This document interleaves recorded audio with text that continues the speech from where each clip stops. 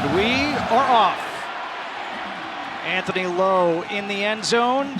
He's going to run it out from about 5 yards deep. Escapes a tackle, but now tackled at the 10. A surprising decision by Anthony Lowe as he gets tackled by A.J. Hoffler.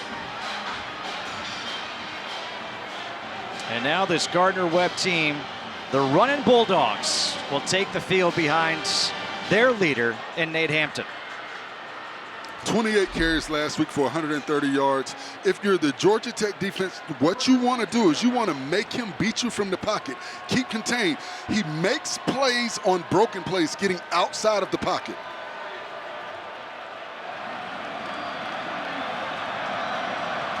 Quayshawn Holmes in the backfield to open up the ball game. On first down, it is Holmes up the middle, nowhere to go, tackled at the line of scrimmage. Jordan Vandenberg, number 99, he is the player to watch. No matter which side of the ball you talk to the coaches, they mention his name. Well, he's a disruptive force in the middle of that defense. He gets pressure up the field. He occupies two offensive linemen the majority of the time when he's in the ball game. On 2nd and 10. Handoff again to Holmes, trying to bounce it outside. And again, he's going to be able to fall forward. He'll get 4, 3rd and 6 upcoming. One of the things about this defense is they get up the field, they swarm, and they have good pursuit from the backside defense. That's what you have to do. You have to get up the field offensively if you're Gardner-Webb. You cannot hesitate. You've got to get north and south, and you've got to go because they're coming from all angles. 3rd and 6. Hampton trying to escape, and he will not pick up the first down. It'll be a 3 and out forced by this Georgia Tech defense. And you see initial pressure from the right side of that offensive line. A good job with the back chipping to give Hampton a little bit more time. Hampton tried to get up the field, something he did very successfully last week against Western Carolina. But you see the swarming defense. You see how they're able to close in on Hampton, where he thought he could have squeezed and got enough of a seam to get the first down against this Georgia Tech defense. He's not able to do like he did last week. Brady Braun on to punt. Eric Rivers fields it at the 33. And he'll get back to the 42-yard line, a 9-yard return after a 55-yard punt. All right, so here we go. We're gonna see the redshirt freshman, Aaron Philo, number 12, jump in that huddle, command the huddle. We've heard about this kid. He appeared in some games last year. He is, as his coach Brent Key said, special. And one of the big challenges for Philo is the defensive backs for Gardner-Webb play press man, so there won't be a lot of opportunities for quick passing. He has to have time. Philo taking the shot, first play of the game for him, and he's incomplete, looking for Eric Rivers. And Philo had what he wanted on that play, but Darius Johnson, number 12, they brought a corner blitz, something you do early against a young quarterback, and Philo did not read that. He had to get rid of the football, I think, a little bit earlier than he wanted to. I think if he steps up in the pocket right when that defensive back gets there, he has a little bit more time to put more air under the football. 2nd down and 10. Jamal Haynes. Philo in some trouble, fumbles, loose ball, still loose, and it looks like Gardner-Webb has recovered. Unbelievable. You think about the start last week for Georgia Tech. Turnovers on their first 3 possessions. Now a turnover here as Saban McLaughlin able to recover. And that was immediate pressure by the Gardner-Webb defenders, something I expect them to do throughout the game. You see they brought the linebackers, all 3 linebackers came up through those A-gaps and they covered every gap, did not allow Philo to go anywhere with the football. He had immediate pressure and immediate contact once he got possession of the football. That is what you're going to see throughout this afternoon. As I said when the game started, defensive deception was the game plan for Gardner-Webb. You don't have Haynes King in the game now. You've got a young quarterback. His pre-snap reads are not going to be as thorough as Haynes King's pre-snap reads would be. 3 turnovers last week, a turnover to start this week. Here on first down, Hampton, and that pass is through the hands of Anthony Lowe. You got to help your quarterback, Anthony Lowe. You've got to squeeze that football. That's a good pass by Hampton. It's not a perfect pass, but it's a very catchable pass. You've got to squeeze that football and help your quarterback out. Much like last week with the turnovers, the defense, again, for Georgia Tech, forced to step up as their coordinator, Blake Gideon, says, put the fire out.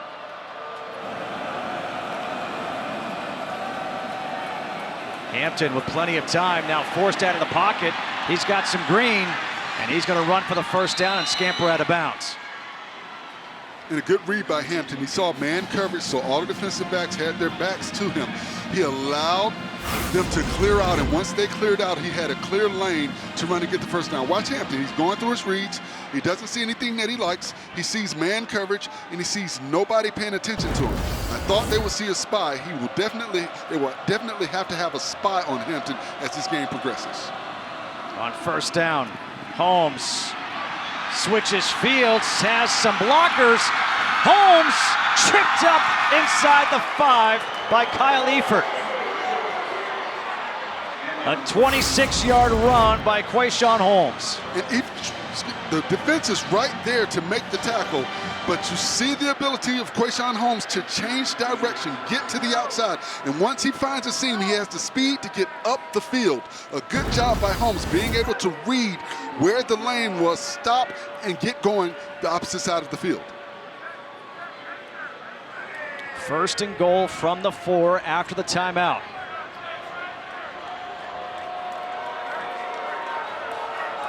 Gotta watch out for Hampton. And there's a lot of movement early. The referee today is Art Brown.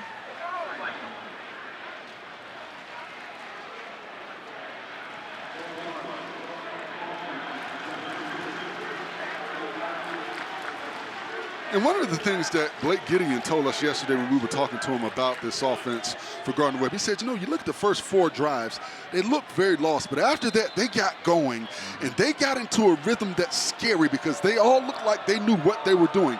And you see that early in this football game. They look very confident and comfortable offensively. Carson Gressick in the backfield for the first time, a touchdown machine last year. Hampton stepping up, he's gonna run. And he takes it inside down to the 1. He gets 8 yards back. It'll be second and goal. Akilo Stone with a tackle. And you talk about demoralizing a defense. You get defensive pressure from your defensive line. You get all of your receivers covered up, but the quarterback, you've got to account for him. Gressick tripped up, gets back to the line of scrimmage. Tay Harris doing a good job coming up to make that tackle. He was an Under Armour All-American last year as a senior in high school. And now a big third down coming up. 6'6", 240 pounds, quarterback sneak right here. I run my big fella and see if he can get to the goal line for me. Hampton, he's gonna pass, throws, and that ball is caught. Anthony Lowe for the touchdown. Anthony Lowe dropped one earlier. He went up to make a beautiful catch here. They got the matchup that they wanted. They got Anthony Lowe on the nickelback, Jai Gilmore. He's a little bit smaller. A great catch, a great adjustment on the football. And because you've got such a big quarterback and the fear of him running that quarterback sneak, a lot of times you've got linebackers that may sit just for a quick moment, and that split second may have allowed Anthony Lowe to get to the outside of that nickelback and create enough space to get the ball to get that touchdown. Charlie Buell on for the extra point.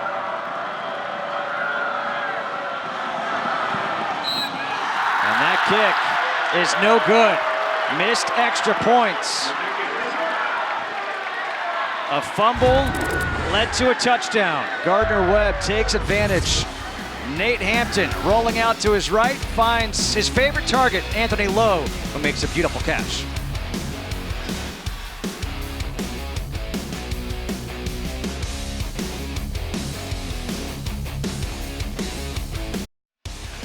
Chris Reisert, he was a college quarterback. He's able to coach Nate Hampton. He actually brought Anthony Lowe with him from Tiffin as they capitalized on the fumble. And you see what they did right here. They brought the looping defensive end, number 8, Robert Holtz, but they also brought 2 linebackers, number 24, Ahmari Harvey, and number 11, Jackson Marshall. So what that did was confuse the offensive lineman. As the quarterback, when you see that and you see the confusion, you've got to get rid of the football very quickly. But once again, we've got a young quarterback who has not seen the variety of blitzes that maybe a Haynes King has seen. So that is what we will continue to see throughout this afternoon. Deception by a defense that already came in with the plan of deception, now feeling they can really use that against a young quarterback. Forrest, look at that graphic right there. Last season, 3 fumbles lost. We're not even a game and a half into this season. They have the same number. Well, you've got to prepare for adversity. One of the big questions we asked the coaching staff yesterday, and they said, we do prepare, but who could think that we would see 3 turnovers in the first 7 minutes last week, and now you've got a turnover in the first drive this week. And the pass complete to Malik Rutherford, and Rutherford will get 11 yards and a first down. Malik Rutherford, they want to get him touches today. Let's see if that completion will kind of settle things down for Aaron Philo, the redshirt freshman. And off to Haynes. Haynes, that burst over the 40 to the 42. He gets 6.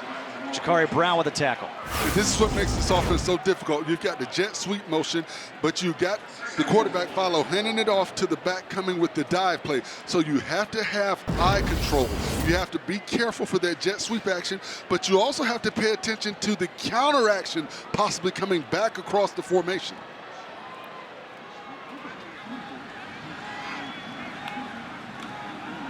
On second down, the handoff once again to Haynes, and it looks like he's going to have enough for the first down. Gets it to the 46. It is a first down. And that counter action I was just talking about is what you saw on that play. You have a guard tackle pulling around the edge, clearing out a lane for the back to get north and south and get up the field. So there's so many intricacies to this offense as a defense that you have to be eye weary of. First and 10.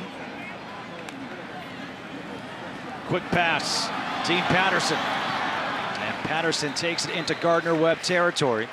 He gets 6 yards. So a couple of quick passes we've seen on this drive for Aaron Philo. And that's what you want to do with your young quarterback. Get him some quick passes. Get him comfortable. Make him feel good about what he's doing. You don't want to allow him to start thinking too much.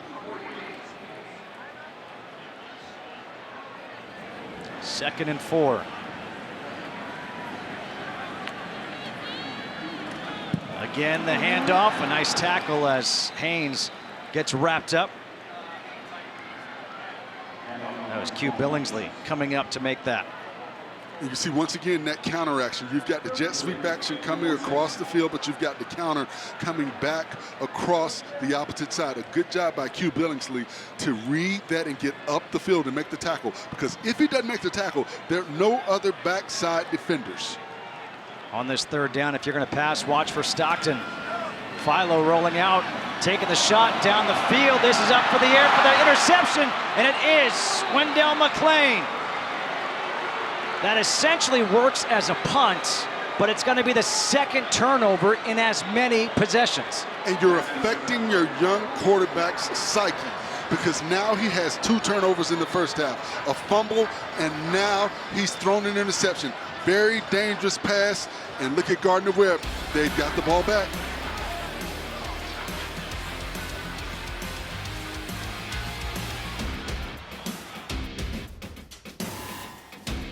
Running the ball effectively, the short passing game is starting to work. I think you put your young quarterback in a bad position trying to get it all on that play. Yeah, and now look at this. Already half the turnovers they had all of last year in the first game plus. From the 12, on first down, it's Gresson. And he'll take it to the 16, gets 4. Cayman Spalding with the tackle. And one of the things you'll notice about Gardner-Webb, they're going to line up on the football as soon as it's spotted. They want to get tempo going. They want to try and tire out this Georgia Tech defensive line. Cole Pennington in at quarterback right now, not Nate Hampton. Pennington to pass over the middle. It's dropped by Anthony Lowe. High pass. So Cole Pennington, the transfer out of Marshall, where his dad, Chad Pennington, played.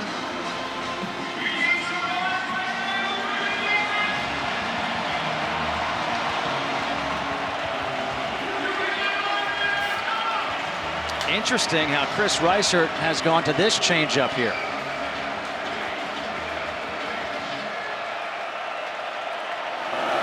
Third and 6, empty backfield.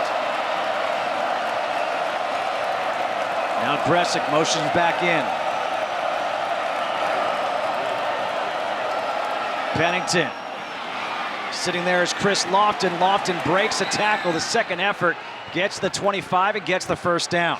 And you saw what Pennington did on that play. His pre-snap read showed Georgia Tech had 7 in the box. So he shifted, brought everyone back in to get max protection and allow him the time that he needed to get the ball past the sticks. Smart play by Pennington. Just looks poised back there in the pocket. Pressure coming. Gressick picks up the blitz past the sideline. And it's Lofton again. And let's see where they mark him out. He's going to have a first down. And a good job by the offensive line, giving Pennington the time that he needs to find the matchup that he liked. He saw the matchup he liked on the outside with Chris Lofton, and he's able to get the ball down the field.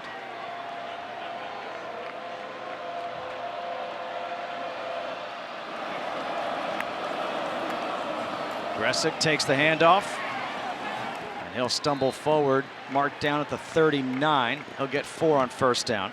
Omar Daniels able to chip him up. And what Gardner-Webb is doing, when they get 4 and 5 yards on first down, it opens up the playbook for second down. It gives them a very manageable second down. They can either go through the air or they can hand the football off. So it keeps this Georgia Tech defense on its heels. Second and 6. Pennington going to try to tuck it and run with it. We've got a flag. Could this be a face mask? Nope, it's going to be a hold against Gardner-Webb.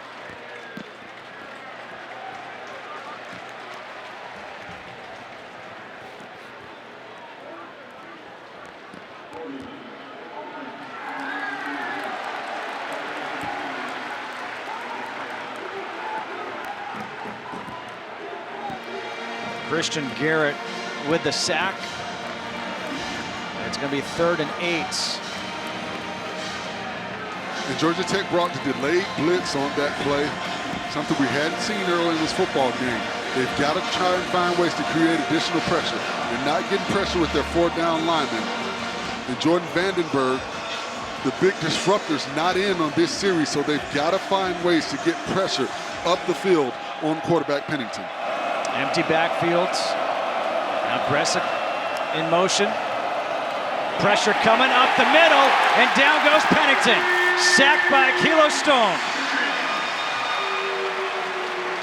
That's the guy. And number 55, C.J. Dawson, you've just got to do a better job. He just pretty much gave an Olay on that play. You've got to make contact. You've got to know what your blocking assignment is right there. 55, you're looking inside. C.J. Dawson, you've got to get the most dangerous man, and the most dangerous man on that play was Kilo Stone. You've got to get hands on him, touch him, do something to knock him off his path. 2 men back for Georgia Tech. It's going to be Stockton to take it. Stockton breaks a couple of tackles, gets to the outside, and Stockton is forced out at the 35. There is a flag on the field, thrown late.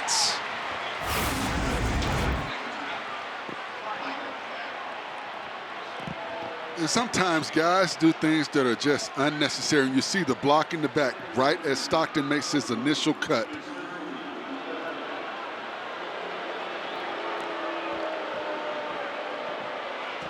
And Stockton's trying to help out his high school teammate, giving him great field position. All right, it's going to be Georgia Tech ball when we come back. That run negated. Gardner-Webb 6-0. First time in Gardner-Webb school history to force a turnover on the first 2 possessions of the ball game. And Aaron Philo Let's see what happens here on possession number 3 with Malachi Hosley in the backfield. Gets it to the tight end down the sideline, and that's a nice play. Brett Seither.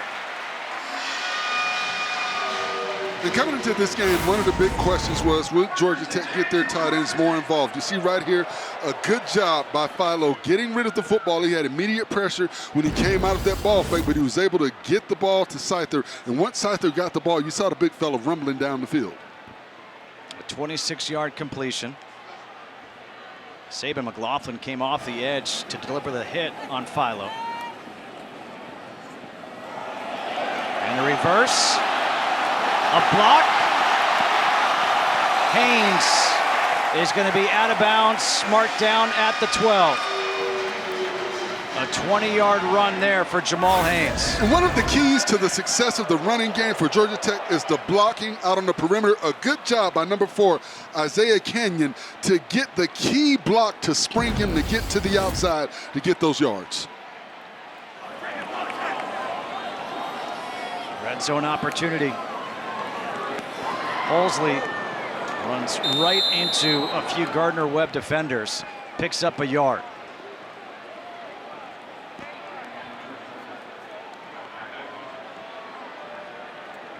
And a good job by big number 90, Javin Griffin, not allowing any movement in those A-gaps. And that's what you want to do as an A-gap player.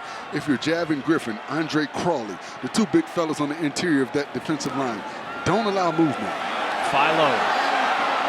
Corner of the end zone. Touchdown, Isiah Canion.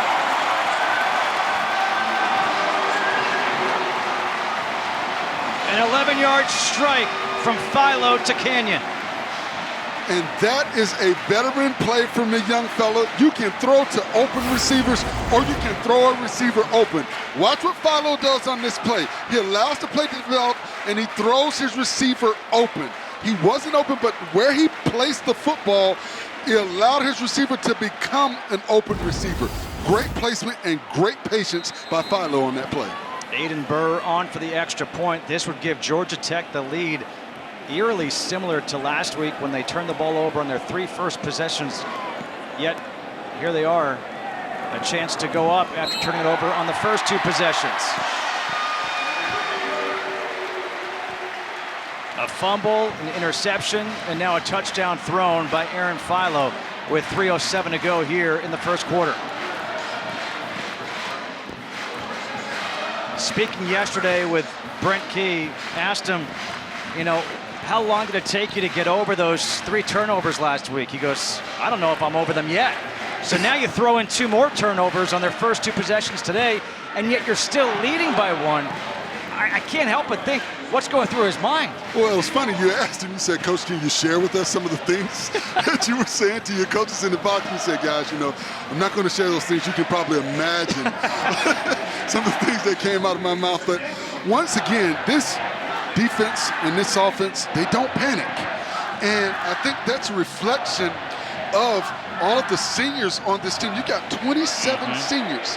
They've been through the ringer.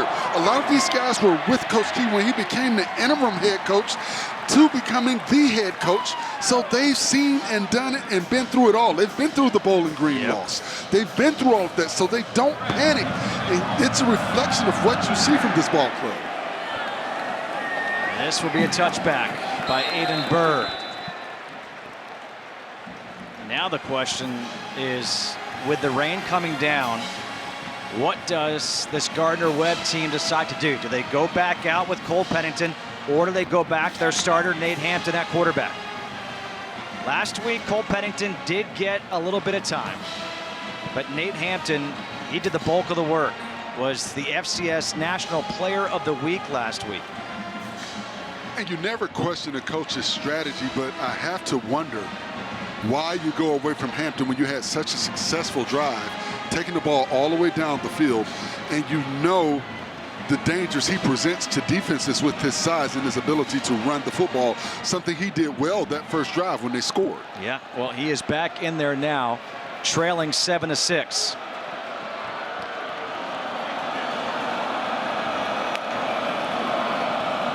Quayshawn Holmes takes the handoff on first down. He's going to be tackled for a loss. Daquan White coming up to make the play. A loss of 2 on that tackle by Hampton.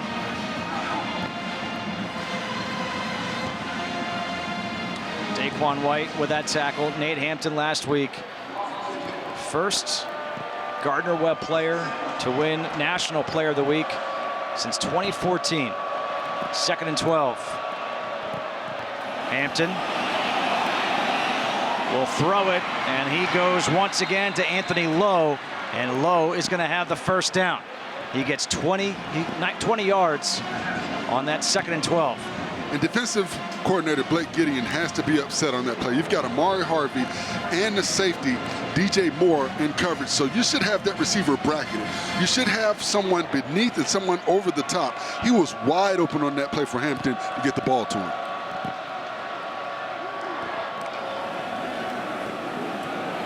Holmes gets met at the 44. Clayton Powell-Lee and Cayman Spalding combine for the tackle after a pickup of 2. There is Blake Gideon, first year as a defensive coordinator here with Georgia Tech. Came over from University of Texas, the Longhorns. That's where he played, coached the last few years. Now 2nd and 8.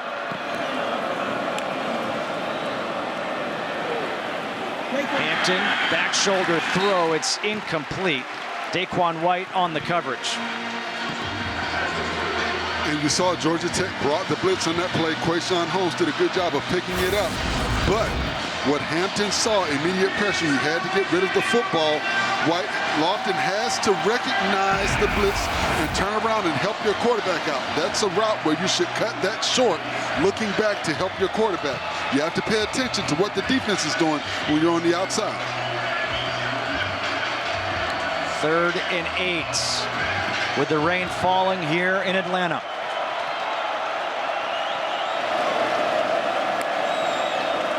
Pressure coming. Hampton eludes it. And he will be tackled at the 49. Braden Manley, a pickup of 5. 4th down coming up. You're at the 49-yard line. Let's see what Gardner-Webb decides to do. I don't think it's a question. They look like they're getting ready to go for it. They feel confident with their big quarterback. They've been able to make some plays against this defense. It's 4th and very manageable. And you're coming into a ball game where you've already created 2 turnovers. You feel good about the young quarterback and your defense, although you did give up a touchdown on that last drive. I think they're thinking, why not at this point? They were 2 for 4 last week on 4th down. Do you take a chance here and try to draw them offside? If nothing else, delay of game. And a timeout is going to be taken here by Gardner-Webb.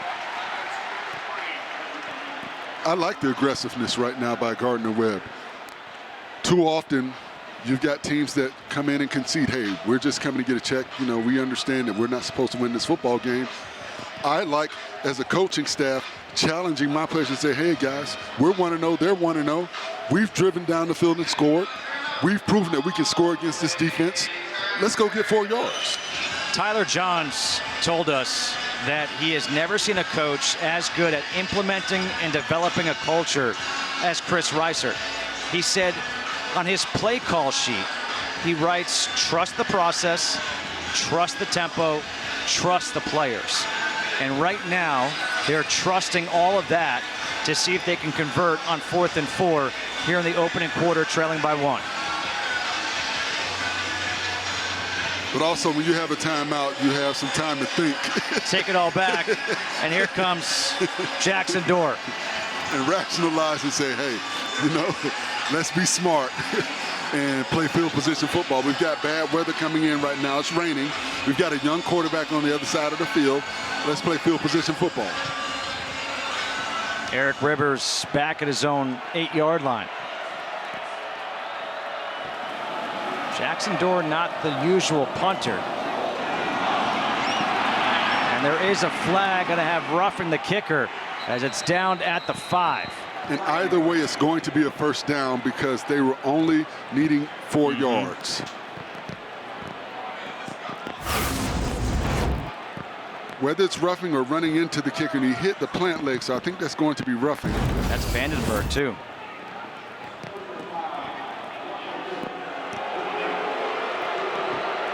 Mental errors, fumble, an interception. Now we've got a special teams error. And even if it was just running into the kicker, it was going to be a first down because they only needed 4 yards. So why take a chance? Why bring pressure? You're going to get the football back. That was going to be my question. You already answered it. Why are you even bringing pressure against the punt right there? No need. And you talk about a momentum swing now. Because you not only give them the ball back, but you flip the field. Now you've got the ball at the 37-yard line of Georgia Tech.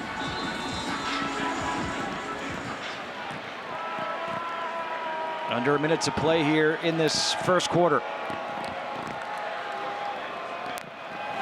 Hampton wanted to take a shot.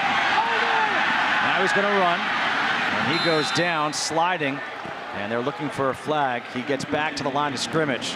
That should be the final play of this opening quarter. And a good job by Hampton. He didn't see what he liked down the field. He didn't try to force it. Get as many positive yards as you can and get down. Don't take any unnecessary contact.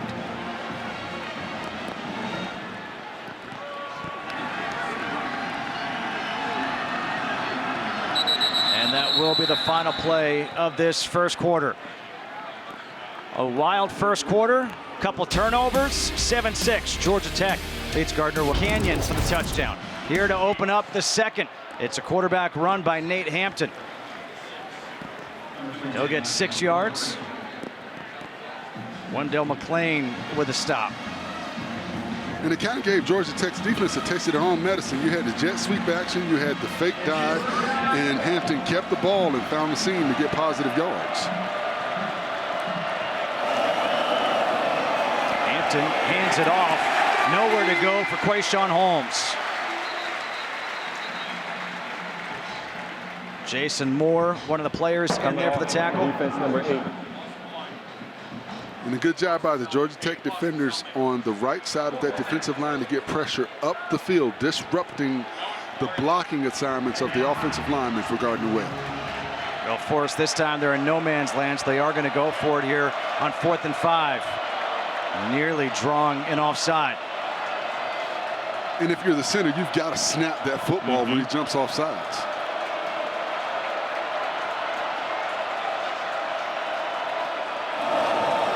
Pressure coming. Down goes Hampton. Melvin Jordan the 4th with a sack and a loss of 7 on the play. And Quayshawn Holmes, number 3, you've got to stick your head in there. You saw the linebacker coming. Stick your head in there right there. You cannot miss that block right there. You can't throw your shoulder out there. You've got to give your body up for your quarterback. It's the 3rd sack by Georgia Tech this afternoon. They're getting pressure and making a big play when they need to. That is a play, Quayshawn Holmes, you have to make. You've got to help your quarterback out. Philo after the turnover on downs. On first down, the pass is hauled in. Good hands by Malik.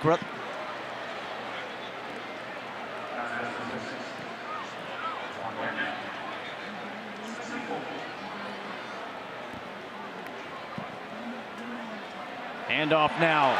There's the opening. Mosley. Touchdown. 55 yards.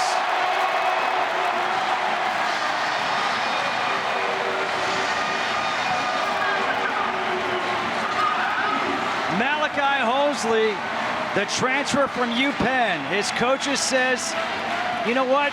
If you time him in the 40, it's not great. But you put him in a game and he can run away from anybody. He just did.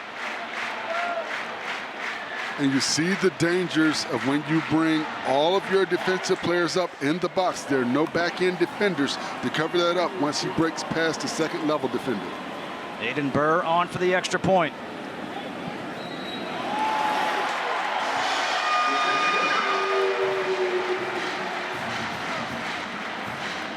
He's got game speed. A Apparently he's got runaway game speed. 55-yard touchdown run for Malachi Hosley.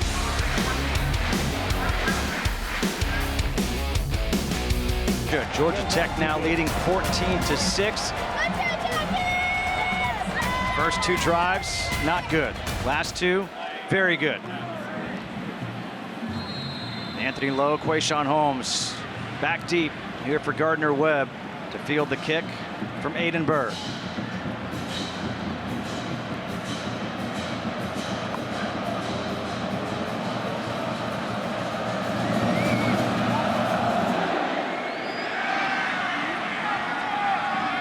Another touchback here. Well, the first Georgia Tech touchdown came on a pass from Aaron Philo to Isiah Canion in the end zone. And now you rely on those offensive linemen, open the hole for Malachi Hosley, and he did the rest.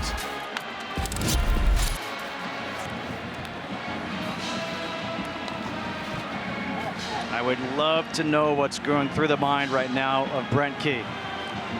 I think a little bit of frustration. He's a little bit more at ease because they've gotten into a rhythm offensively, but he's still a little bit frustrated because the discipline hasn't been there early with some of the missteps that they've had and the turnovers. You've got to eliminate those turnovers. Hampton in the shotgun. Hand off to Quayshawn Holmes, and Holmes gets tripped up in the backfield. Tajay Butler with a loss of 1.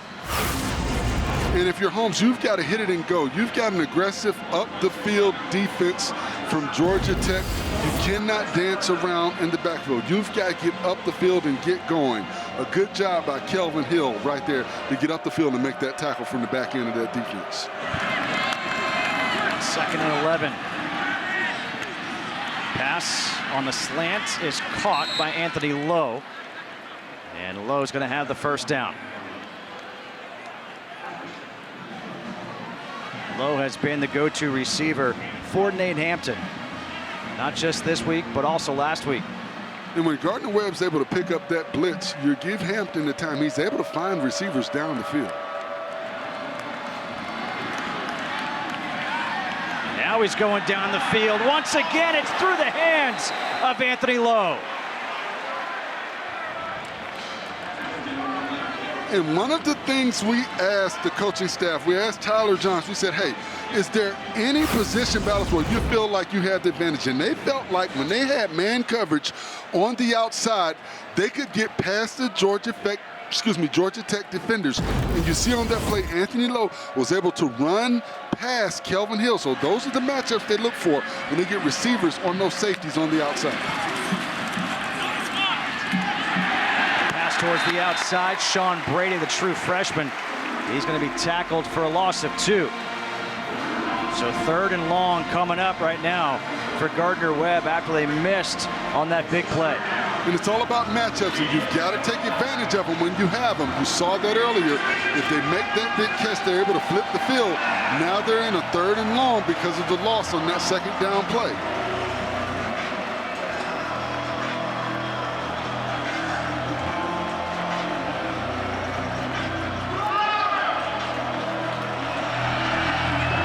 Blake Gideon dial up the pressure again. Drops back. Pass is complete to Holmes. Holmes, good effort. And now he gets wrapped up. Hit by Tajay Butler. Picks up 8, and that will bring out the punt unit, I would expect. And you saw what Gideon did. He brought 3 pass rushes. He dropped 8 back into coverage, kept everything in front of them. And when you have that type of defense, all you want to do is make the tackle. You don't care about giving up the pass. You want to keep everything in front of you, make the tackle.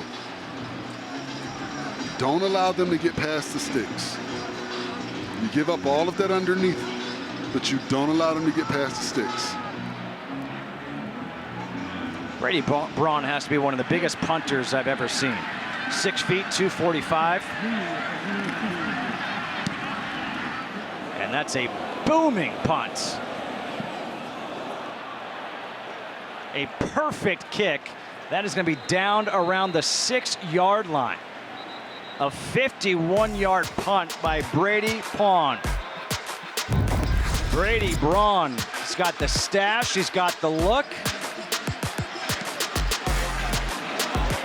Put some spin on that.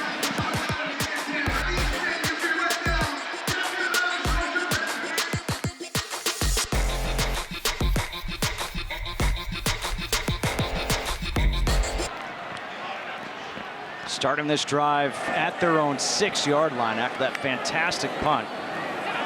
On first down, the handoff to Jamal Haynes, and Haynes will get a couple of yards. You can see it's starting to rain a little bit harder. This game was delayed about 30 minutes due to some dangerous weather in the area. We did expect rain throughout this game. Should stop, in about 30 minutes or so.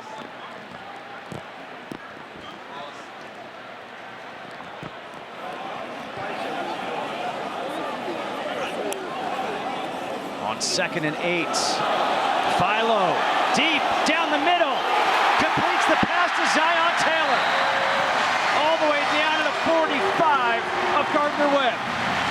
And you had zero coverage on that play. They brought the safeties down in the box, and as soon as the ball was snapped, they brought pressure on the young quarterback. He did a good job of reading, knew where he had the matchup on the outside, and delivered a strike. A 45-yard completion now up the middle. Haynes, it's his turn. 47 yards, touchdown.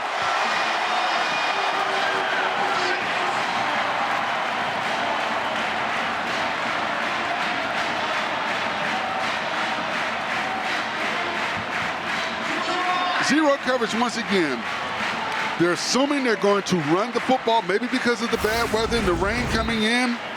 But when you've got everybody down in the box, there are no back-end defenders. So once the back clears the second-level defenders, there's nobody to stop him or slow him down for pursuit to get there. Den Berg on for the extra point. And that is good. How about 2 plays to go all the way the length of the field? First, Aaron Philo, 45 yards down the middle to Isiah Taylor. And then we had just seen Malachi Hosley go 55 yards last drive. This time it's 47 for Jamal Haynes.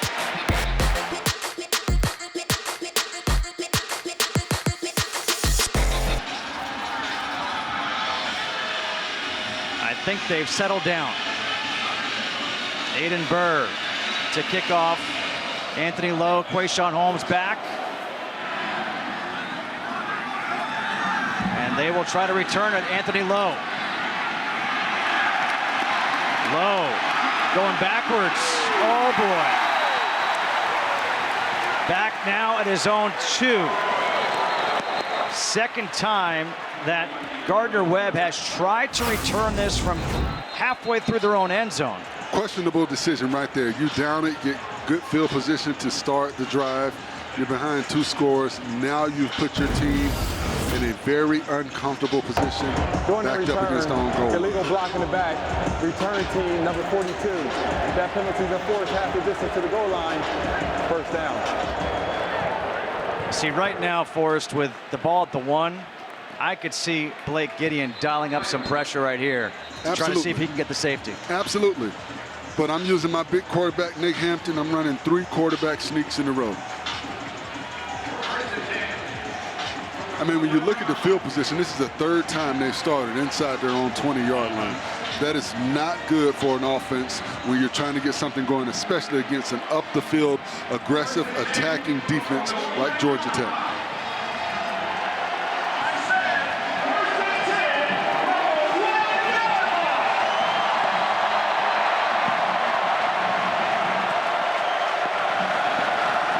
Georgia Tech looking over for the call as Hampton in the shotgun in his end zone.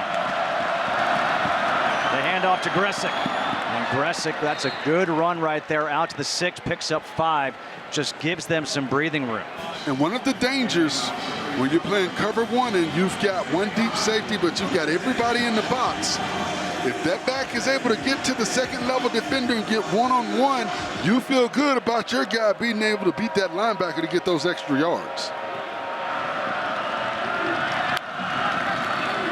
Gressick again up the middle. And he'll get 3, setting up 3rd and 2. Akilo Stone on the tackle. And even if they don't get a score, you want to extend this drive. You want to give your defense some time to regroup, catch their breaths. You also want to put yourselves in a position to feel positive about what you're doing offensively with the last 2 drives not going your way. You've got to get something positive. You've got to get a first down.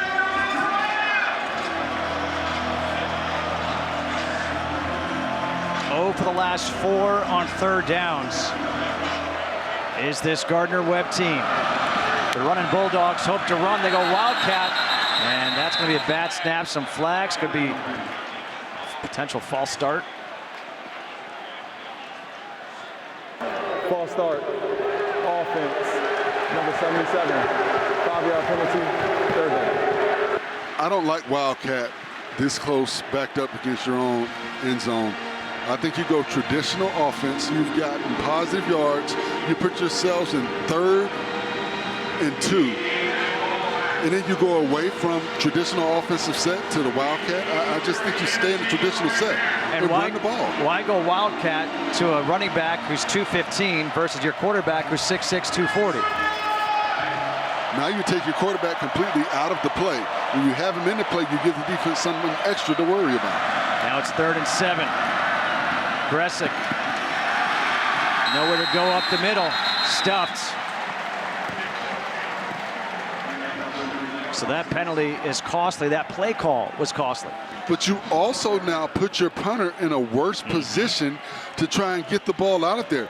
At least when the ball was up on the 8-yard line, 9-yard line, you gave him some extra room to try and punt the football. Now he's backed up all the way against the back end line, trying to punt the ball out of there in bad weather. There's so many negatives as a result of going Wildcat on that play. Yeah, I'm with you. Brady Braun on to punt, had a good punt his last time. Needs to get one off quickly here.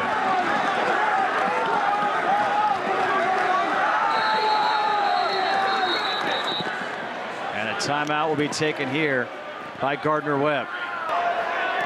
30-second charge timeout, Gardner-Webb. Their second.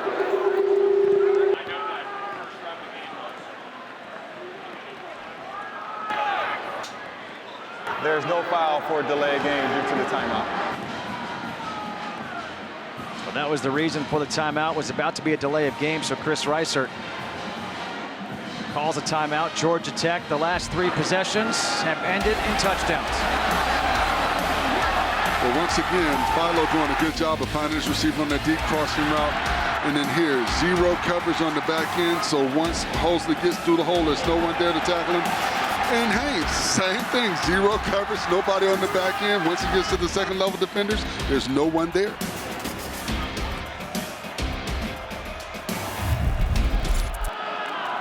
Braun does get the punt away.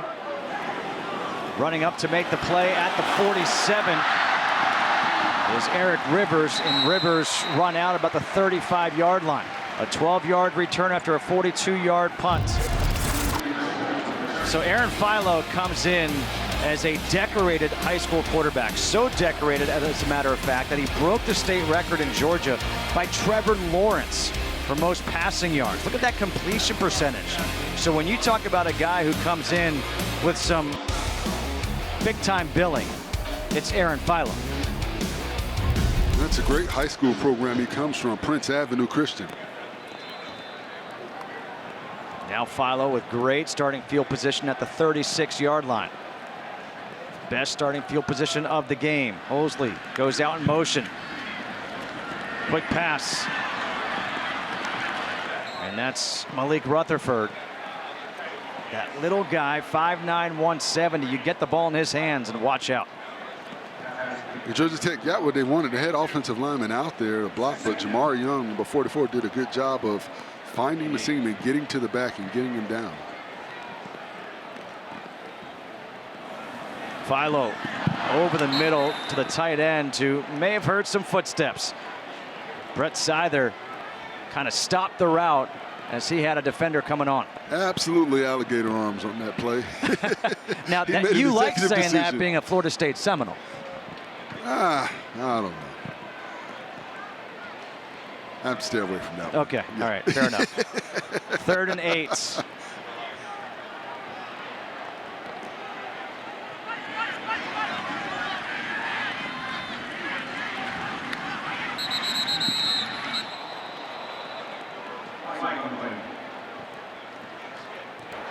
False start, offense, number 77.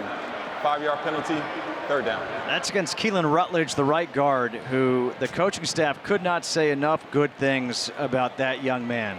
As a matter of fact, Brent Key said he is the best offensive lineman he has ever coached. And he went on to go, bar none. And what's crazy about that statement is Coach Key coached at Alabama. Yes.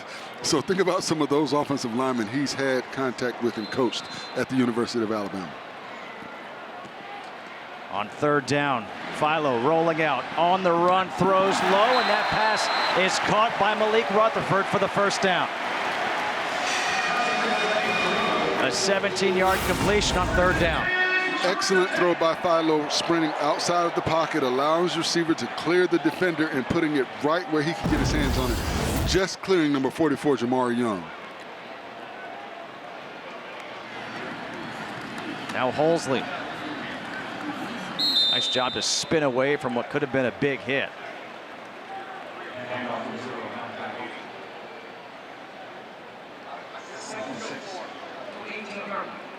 Second down and 6 coming up here for Tech. 5.5 to play here in the 1st half.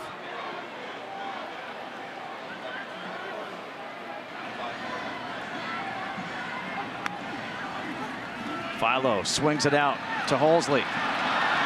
Hosley makes the move, has the 1st down. He steps out of bounds. We do have a flag, though. You're going to get Bailey Stockton with a block in the back. Good job by the defender to swim technique past him. Illegal block in the back. Offense, number 7. 10-yard penalty, 2nd down. Excellent play by the defender. He did a swim technique, what you see defensive linemen do to get past him. Watch on at the top of your screen. The middle receiver. Swim technique right around him. Good job by the defender to get past Bailey Stockton, and that's all Stockton could do on that play. So now 2nd down and 16.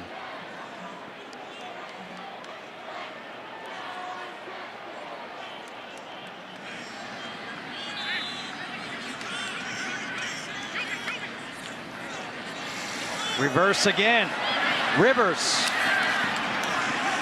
And Rivers maybe gets a yard. Antonio O'Berry.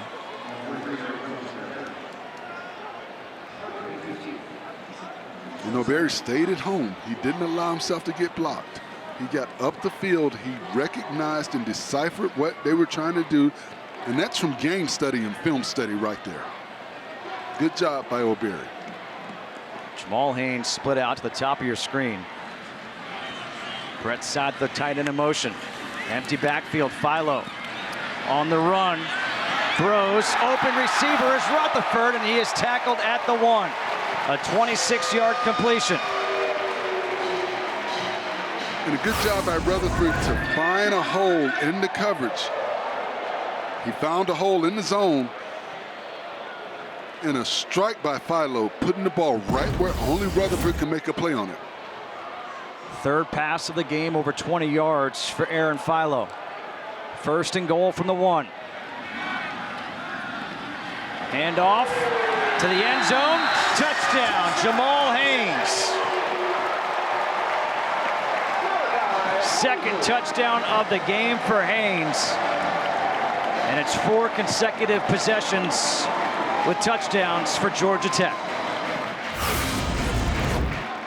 And a good job by the offensive line firing off the football. You see the guard pulling around. A good job clearing a way for Haynes to get to the end zone, to get the ball across the goal line for the touchdown. Den Berg on for the extra point. It's 28 unanswered by the Yellow Jackets. After turnovers on their first 2 drives, they have scored touchdowns on their last 4. Georgia Tech trying to move to 2-0 on the season as we take a look at some of the other scores around the ACC. Alabama played as opposed to how well FSU played. And you saw today, just maybe FSU is one of those teams people need to be talking a little bit more about how well they played. Fair catch signaled and made by Anthony Lowe. This season, it's just not even yet 1.5 games in, but the first quarter has not been kind to Tech so far. But what has been impressive is the way that they've responded to that adversity. Coaches talk all the time about coaching through adversity, practicing adverse situations.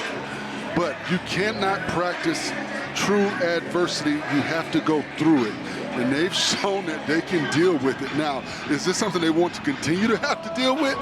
No, they do not. But they've shown that they can deal with adversity at home and in an adverse environment.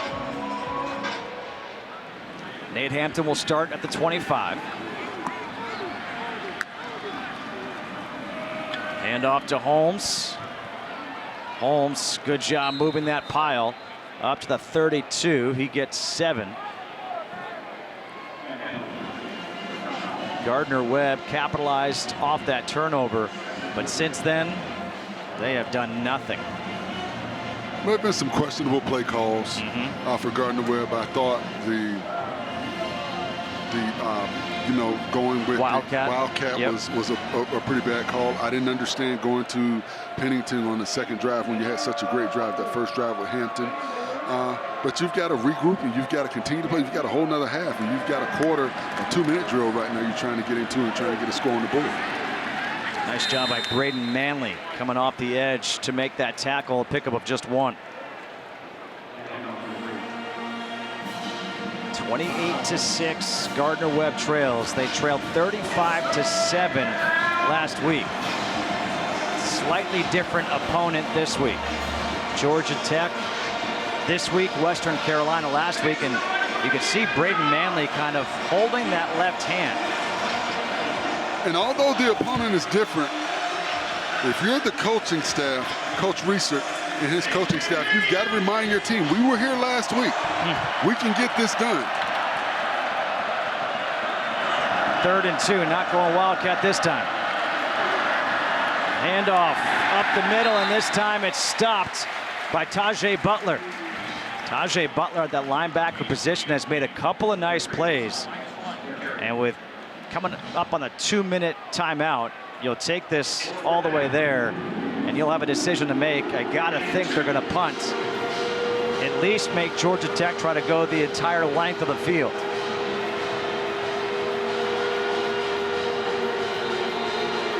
We have hit the 2-minute timeout. And the sun is starting to break through. The rain is gone. It's 28-6, Georgia Tech leading. Stadium, a beautiful look at the skyline. 4th and 2 for Gardner-Webb, and it's going to be back-to-back 3-and-outs as Brady Braun, the punter, is on, and Eric Rivers standing back at his own 24-yard line.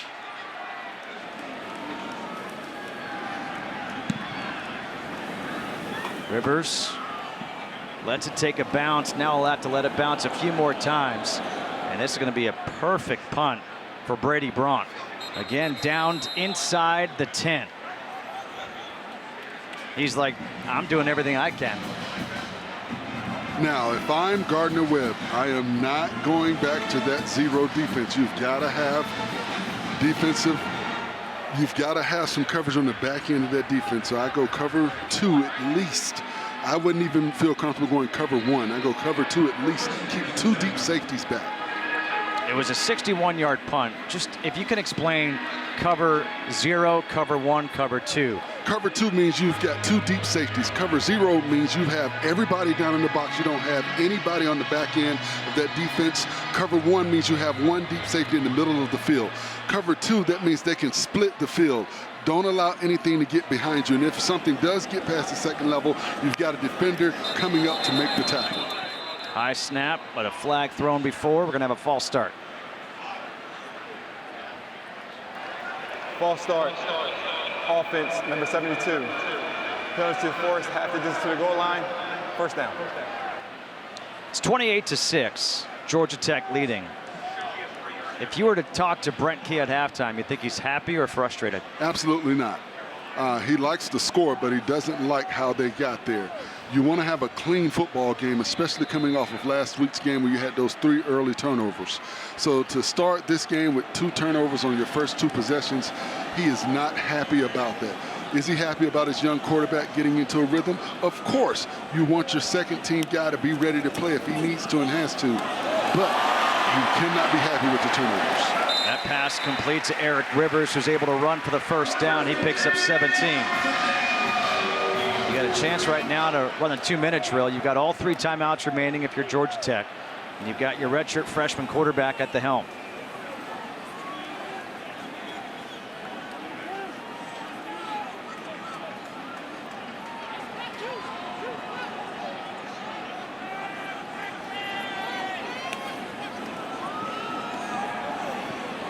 Swung out to Haynes. Haynes has a block by the tight end, Luke Harpring. That name here at Georgia Tech sounds familiar. His father, Matt Harpring, a great basketball player. Also wore the number 15. And if you see what Gardner-Webb is doing, they're showing one defensive front, but they're shifting to a different defense right before the snap of the football. You want to confuse the young quarterback. No confusion here as Jamal Haynes, another strong run out to midfield. We do have a flag on the field. Holding. Offense, number 72. 10-yard penalty, second down. That's a second penalty on Malachi Carney on this drive. And what Gardner-Webb is doing, they're showing 2 deep safeties pre-snap for the pre-snap read. But then they're bringing those safeties up in the box Timeout. and dropping Georgia Tech, they're first. one of their cornerbacks into the safety role. So what they want to do is they want to dictate There's no time on the play. the play that the offense is calling, showing 2 safeties, making him fearful of trying to go deep, but then bringing those players down in the box and dropping 1 safety to try and stop the run.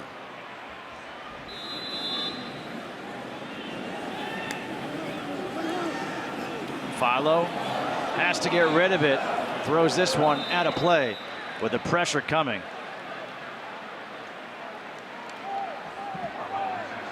Antonio Berry applying the pressure.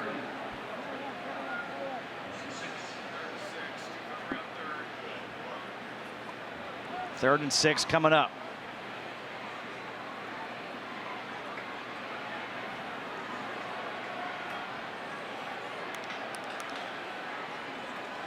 Check back to the sideline for Philo.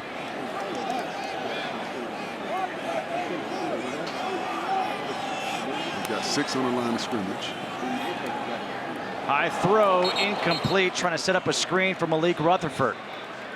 And dangerous throw because that went off of his fingertips. The ball is up in the air. That's what you do not want to happen because you've got defenders coming up attacking.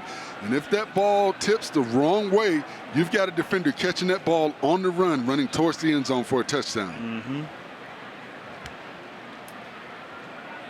After 4 straight touchdown drives, back-to-back incompletions for the first time today for Aaron Philo, and now on is Marshall Nichols to punt. Lowe makes the fair catch at the 30. 33 seconds here left in this first half for Gardner-Webb with 1 timeout.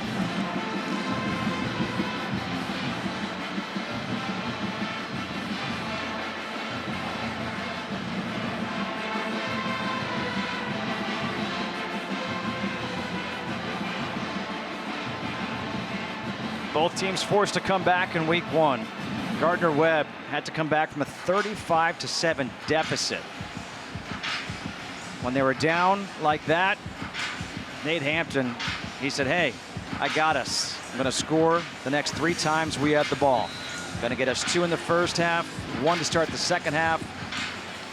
And Tyler John said, all right, time to dial up some quarterback runs. On first down, pass is complete to Lowe. He'll get 6, and they'll use the final timeout. 30-second charge timeout, Georgia Tech. Oh, it's Georgia Tech who takes the timeout, seeing maybe if they can force a punt and try to get a block. What a crazy day weather-wise. Game clock operator, please set the game clock to 28 seconds. 28 seconds. Welcome to Atlanta. The home of bipolar weather. You know, I've always heard it be called Hot Atlanta, never heard bipolar Atlanta. It's bipolar, hot, cold, wet, windy. When is it cold? Oh, Atlanta gets cold. We get ice, we get snow. Like once every 4 years. Absolutely not. You'll get 2 times, not once, twice. But you do get a lot of ice storms. You do get a lot of ice, yeah. A lot of ice, which is basically more dangerous than the snow. Yes, yeah, absolutely.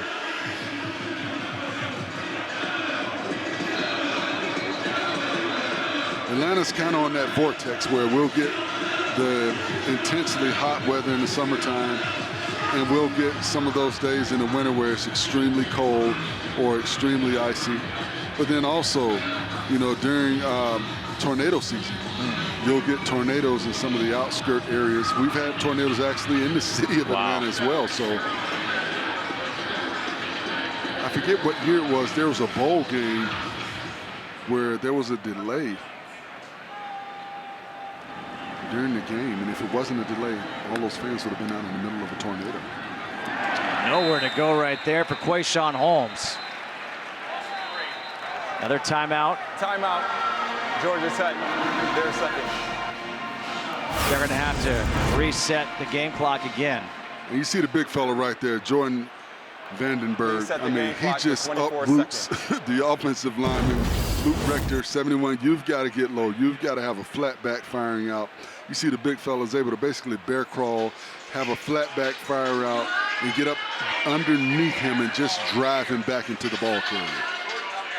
Jordan Vandenberg, a transfer from Penn State out of Johannesburg, South Africa. And this is a guy that played linebacker in high school. So think about the athletic ability he brings to the table. And the coaching staff talked about it. They said he's a foxhole guy. He's a guy you want, you know, in the foxhole with you. You don't have to tell him what you're going to do. Just tell him, hey, I need you to be there with me. Let's get it done. He doesn't care how many guys. Just let's go. Let's go, Coach. I'm ready to go. Please set the game clock to 24 seconds. It was Vandenberg who last week went to his head coach, Brent Key, and said, we got you. Game clock we got you. Don't worry. Please set the game clock to 24 seconds. Georgia Tech has 1 timeout. Gardner-Webb has 1 timeout. All right, play clock, game clock has to be reset to 24 seconds.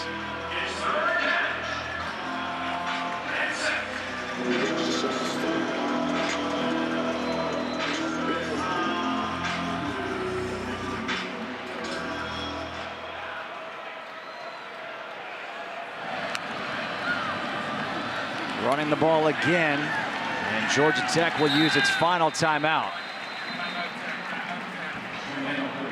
Kyle Eford with the stop. I love the spoiler for Kyle Eford. I wish more linebackers wore the spoiler like back in the day. They're so intimidating. The neck roll. Old school. As an offensive lineman, what'd you think of those? I wore one. I thought it was the most intimidating thing because you just look, it makes you look bigger. Yes. I wore a visor as well, so I wanted to be bigger, you know, a Darth Vader looking guy out there. You want to be intimidating, anything you could do. A lot of guys would wear, you know, short shirts to, you know, try and look sexy. I wanted a long shirt hanging out. I wanted to look nasty and just physically imposing. Bailey Stockton back hoping to get a chance to return this punt from Brady Braun. You got to think they're going to dial up the pressure here.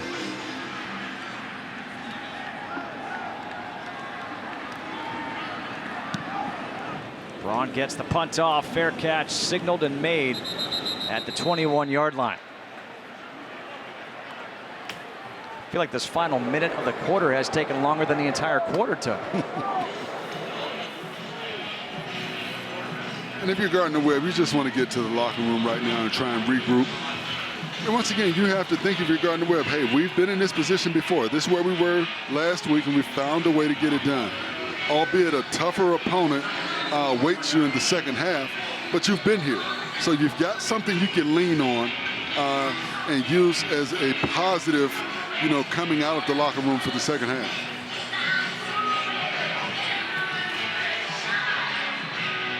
No timeouts remaining for Georgia Tech.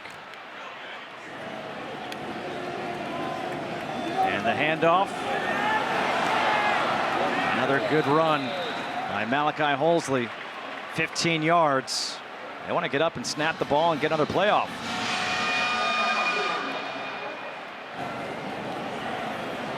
Philo avoids the pressure. Throws over the middle, and the pass is caught by Bailey Stockton, and that will do it for the first half. A 19-yard completion to end the half.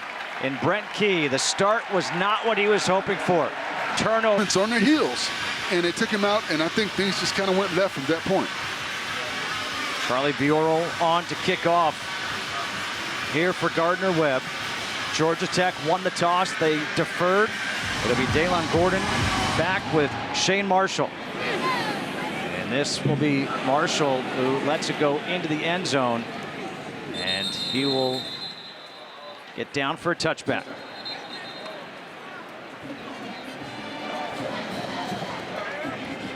Aaron Philo, 6'2", 220-pound redshirt freshman. Got off to a shaky start, but has recovered nicely. 194 yards, 12 of 17. What's been your impression so far of the freshman? Well, he's doing a good job of adjusting to what the defense is giving him. They're using the running attack very effectively, and he's feeding off of that. And he's doing a good job with his pre-snap reads, seeing what they give him and then finding the matchup that's favorable and going to that matchup. Stockton in motion on first down. Wide open is his receiver, Eric Rivers. There is a flag as he goes down the sideline. It'll be 75 yards for a touchdown if it stays. I think it's going back. I think Rivers pushed off. It was obvious the official was right there. He saw it. That's why he was so open. It's going to be pass interference on Rivers. Pass interference, offense, number 3. Pennington force half the distance to the goal line, first down. And the fans don't like it, but it's an obvious pass interference. You see Coach Key is kind of not liking it, but look at the bottom of your screen. You see Rivers right there, and he pushes off with that left hand just enough for the official to see it and make that call. I think if the defender doesn't fall down, they don't make that call, but because the defender fell down, it shows there was just enough of that push to create the separation that he needed to be as open as he was. So instead, Eric Rivers got a 75-yard sprint for nothing.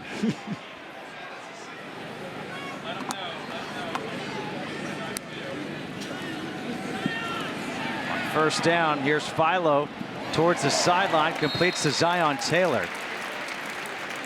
Taylor will get 8 yards back. And I like that throw right there because what Philo showed is an ability to get the ball over the defender's head, but where his receiver could make the catch and stay in bounds. So although it's not a huge play, to me it's a big play in the development of your quarterback. And you're first and 22, you get 8 yards back. You give yourself a chance now. Absolutely. You're putting yourselves in a manageable second down.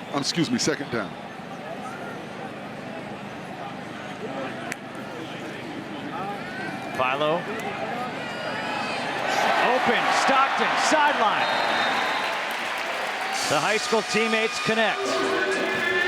And another 24-yard completion. Another one of those precision throws right over the defender. He drops it in where it's an easy pitch and catch for his high school teammate. I love what I'm seeing from Philo. We talked about that rhythm. He didn't have it early, but you're starting to see him get into that rhythm, knowing where to go with the football and putting it where only his receiver can make a play on it. Both tailbacks in the game. It's the handoff to Hosley. And Hosley able to pick up 9 yards. This is such a difficult offense to decipher where the ball is. You've got jet sweep action coming. Then you've got to worry about them handing the ball off right here. But then he pivots and gives it to the back that's coming downhill with counter action coming from across the field with the guard and the tackle. There's so much eye candy for the defense to try to decipher. Hand off to the up back, Hosley. He's got the first down, still on his feet. And he is down at the 38-yard line. A run of 8 yards. And when you're deciphering all that eye candy, you've got 2 backs that are power backs in Hosley. And we hadn't talked about it. This guy was the Ivy League Offensive Player of the Year last year. So, you know, we talked to Coach Key, and one of the things he stressed to us is when they go in the portal, they find guys that are productive, not just guys that are 4- and 5-star, but that were productive at the collegiate level. And you see that in Hosley and some of the other guys that they've brought in to fill those voids. Philo over the middle to the tight end, Harpering. And Harpering down to the 32. He gets 6. This might be the best drive of the game that we've seen from Georgia Tech. A sustained drive, you're mixing in runs with passes. And they're not just wide open passes. They're passes where Philo's reading the defense, taking what the defense gives him. Another run up the middle. This time it's Haynes who gets tripped up by Q Billingsley. He's got another first down. And I feel you, big fella. You see Malachi Hosley throwing his hands up because the big fella got up to the second level. Haynes, grab my shoulder pads and come with me, come with me, come with me. Big fellas, we don't get to the second and third levels often. So when we do, come on with us.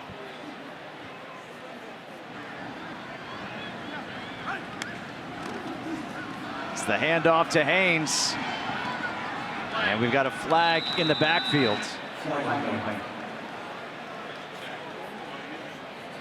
And this will be coming back.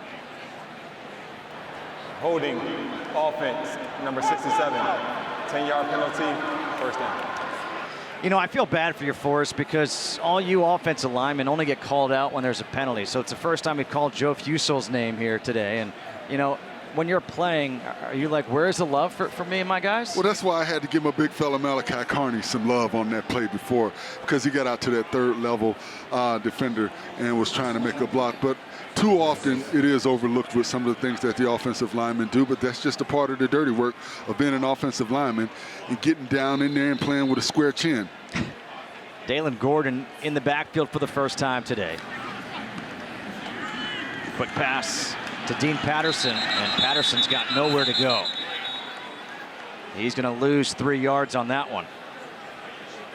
And Antonio O'Berry's on that play again. He's made some plays throughout this afternoon. And when you look at Antonio and O'Berry, he's one of the more difficult guys to block on the edge. 6'6", so he's got long arms.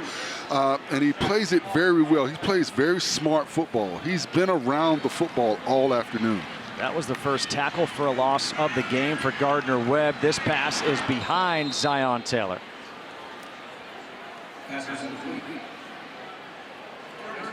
Now 3rd and 23 coming up here for Georgia Tech. And do you take this right now as try to get some chunk here and see if you can go forward on 4th? Yeah, I think you go with the underneath route, see if your playmaker can get a playmaker the ball out in space and see if they can make a play for you. Here's Gordon in space, but he gets tripped up nicely. Nigel Lucas on the tackle after a pickup of just 4. And right now Aaron Philo is looking over like, what are we doing? What are we doing? And you're kind of in that no man's land middle area. You don't want to try and go for a long field goal, give up a block. And this is a good opportunity for your young quarterback to try and get the first down. 10th play of the drive here for Georgia Tech. 4th and 19.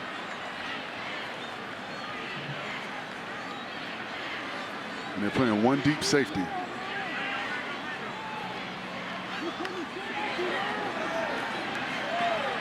Over the middle, Rivers. Rivers is going to come up short as he takes it down to the 20. Josiah Harris with the tackle, a pickup of 16, but a turnover on downs, 28 to quarter. First drive of the quarter here for Gardner-Webb. Second drive of the game for Pennington. On first down, the handoff to Holmes. Quayshawn Holmes, did he lose the ball? Did he get stripped? Georgia Tech saying they have it.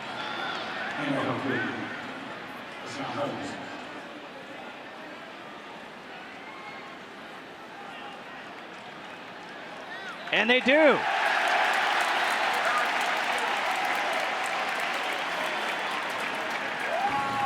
Rolling on the field is a fumble recovered by the defense. First down, Georgia Tech. It goes from bad to worse right here. You have to see, I wonder if a knee was down. Knee was down, right yeah. See, maybe we get a better look right here. I think he's going to be down. It's very difficult. Now they're going to take a look at this.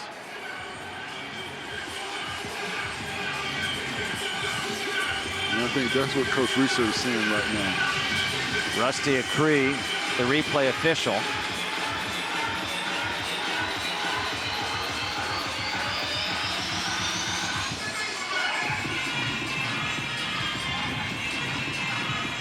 The issue is going to be, is there a conclusive look that shows the knee down before the ball came loose?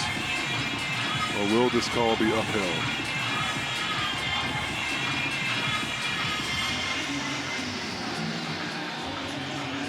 The ruling on the field is confirmed.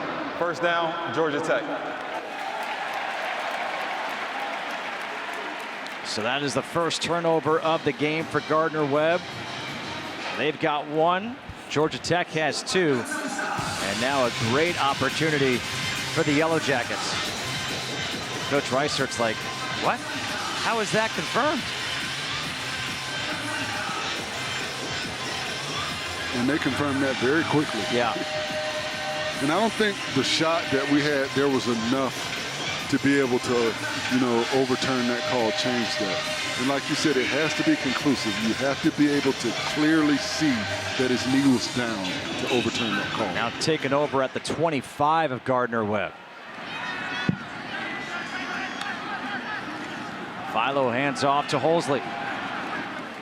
And he gets a yard. Javin Griffin on the tackle.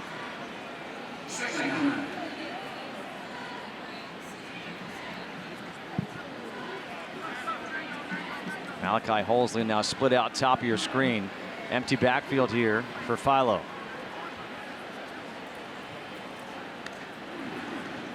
Quick pass to Zion Taylor. And Taylor tries to turn on the Jets. He'll take it up to the 19-yard line, get 5. Antonio O'Berry, another tackle. He had 7 last week in a victory at Western Carolina. And the ability for him to get out in the open field and make that tackle is impressive. Once again, you're talking about a 6'6", 240-pound defensive end getting out in open space and making a tackle. 3rd and 4. Wonder if this is 2-down territory right now. Hosley tried to make a man miss. He could not. One of the things that's been surprising is as good as some of these backs are for Georgia Tech, they're not breaking a lot of tackles. When defenders get hands on them, they're able to bring them down. James Oates able to bring him down on that last one, so now it's 4th and 2. This would be a huge stop by Gardner-Webb.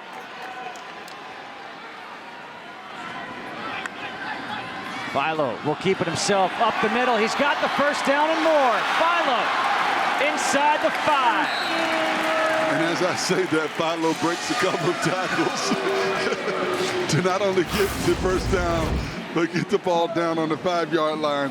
Looking like Haynes King on this play on the quarterback draw. It was a design QB draw. He read the linebackers, found the gap that they were not occupying, and got the first down. A good job by Philo knowing where to go with the football. Now 1st and goal from the 5. Both tailbacks are in. It's the up back Hosley. Hosley to the end zone, touchdown. Second touchdown run of the game for Malachi Hosley. The two backs have combined for 4 rushing touchdowns on the day. And a good job by the offensive line firing off. You see tandem blocks, guys getting up to second-level defenders and allowing Hosley to get to the end zone for the touchdown. And that's what you want to see when you're on the goal line, when you're in short yardage. You want to fire off with flatbacks. The low man will always win at the point of attack. Extra point is good by Den Berg. Both teams now have a touchdown off a turnover in this game. Forced fumble leads to this, a 5-yard touchdown run by Malachi Hosley. 35-6, Tech week 4 already this week. And they've already passed that average. Right now, they're at 205 yards rushing.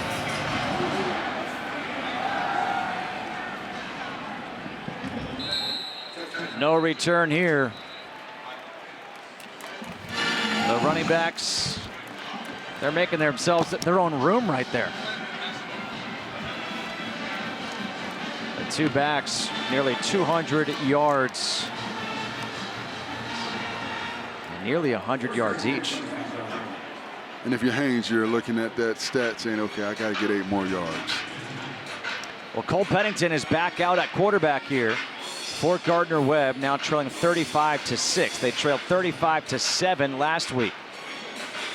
And I'm wondering about that because Hampton looks healthy. He's on the sideline looking.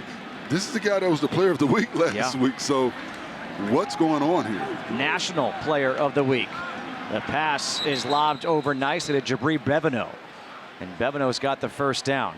I wonder if this is just, you're down 35-6. It's halfway through the 3rd quarter. You need to throw the ball more than you run the ball. I'm sorry. If I'm the national player of the week, I'm wondering and questioning why am I coming out the 3rd series of the football game when we're in the football game. And I've done nothing, I think, to take me away. Now, we don't know what's going on internally.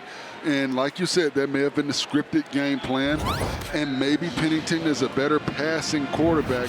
But those are questions that have to be asked by us and by the fan base and by people that know that this young man won the National Player of the Week last week playing the quarterback position.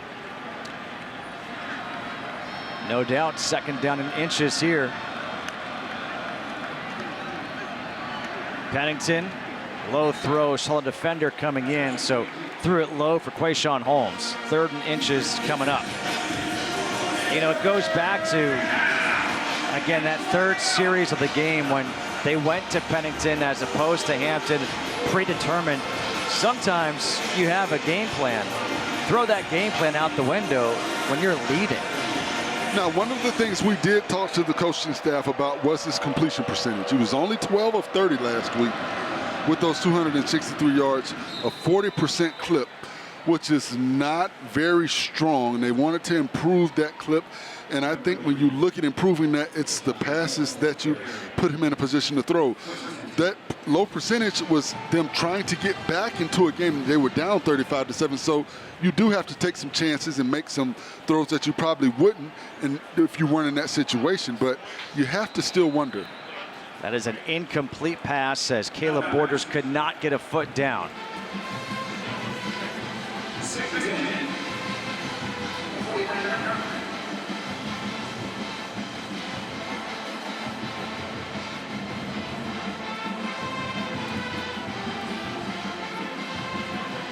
Second and 10, just about 5:45 to go here in the 3rd.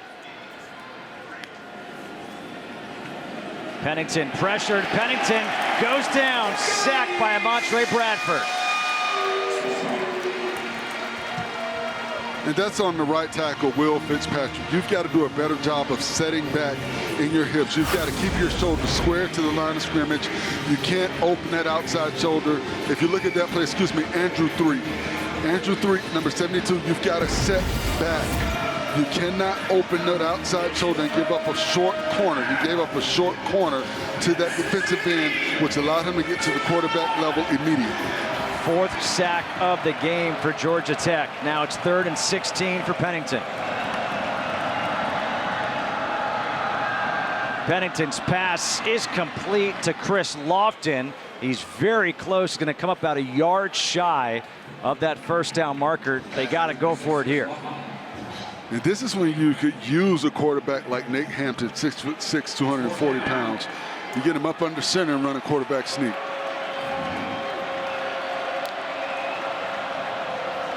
Oh for 1 on 4th down so far today. Gardner-Webb changed their personnel, so Georgia Tech gets the chance to change their personnel. And you see the big fella right there, Jordan Van Den Berg. I run away from him if I'm going to run the football. Find 99 and get as far away from him as possible. Play clock down to 3. Handoff. They convert on 4th down. It's Holmes. Tay Harris with a tackle, but a pickup of 9 on 4th down. Nicely done. And I want to give some love to Luke Rector, number 71. He does a good job on Vandenberg. You see right here, he stays on him, does a good job of staying in front of him and keeping contact, which allows for Holmes to find a seam and get up the field to get that first down. Pennington over the middle, has his man open again, and Chris Lofton, who just gets tripped up, gets 8 yards on first down. 2nd and 2 coming up. And a good job by Pennington getting rid of the football quickly, not allowing the pressure to get to him, finding the matchup that's favorable and getting the ball to his playmaker. Those underneath routes seem to be where they've had success, those underneath crossing routes.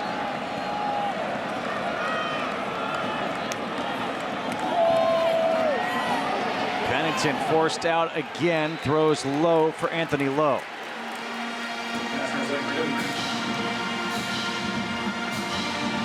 And you see right there, Anthony Lowe on the choice route. He had what he wanted, Pennington. He's just got to put a little bit more air under the football. Anthony Lowe decided to take that to the outside. If Pennington puts air under it, Anthony Lowe is able to get possession of that ball and possibly turn up the field to get the first down. 11th play of the drive coming up. Gardner-Webb going with both tailbacks in the game, Gressick and Holmes. It's Gressick up the middle, stays on his feet and dives across the 10 down to the 9-yard line. This has been a very good sustained drive by Gardner-Webb. Good job once again by the offensive lineman. Tandem blocks getting up to the second level defenders, and you see Gressick with the balance. They tried to go quick and they went too quickly. Prior to the snap, false start, offense, number 77. 5-yard penalty, first down.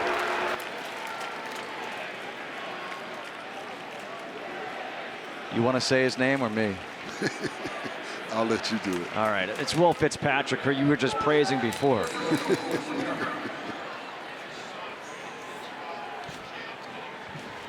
You know, I always feel so badly because people talk about prepping for a game, and it's not often you mention the offensive lineman because you're like, the only time I'm really calling out their name is for a penalty.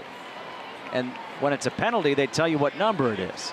Now I'm working with an offensive lineman, so I feel even worse about it. Gressick takes the handoff.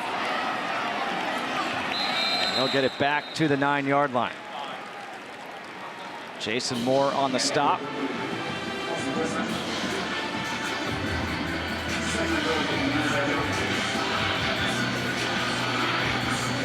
Second and goal from the 9. Pennington, a good drive right here. The only problem is you're down 35-6, taking a lot of time off the clock.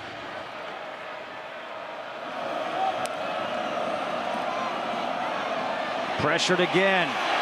Flag is thrown. He goes down. Sacked again by Ahmari Bradford. And that is on both tackles. As tackles, you've got to keep the width of the pocket. Holding, offense, number 72. That penalty declined. The result of the play, third down. If you watch on this play, 72 just gets bull rushed back into the quarterback. You've got to be able to sit down. When you feel the bull rush, you've got to sit down in your hips and hunker down and punch and fight. You can't catch the contact. You've got to punch. When you talk about boxers, they don't sit there and wait for the punch. They move and they boom, boom, boom, boom. That's what you've got to do as an offensive tackle. You've got to punch and keep those defenders off of you. And when you feel that bull rush, sit down in your stance. 3rd and goal from the 18.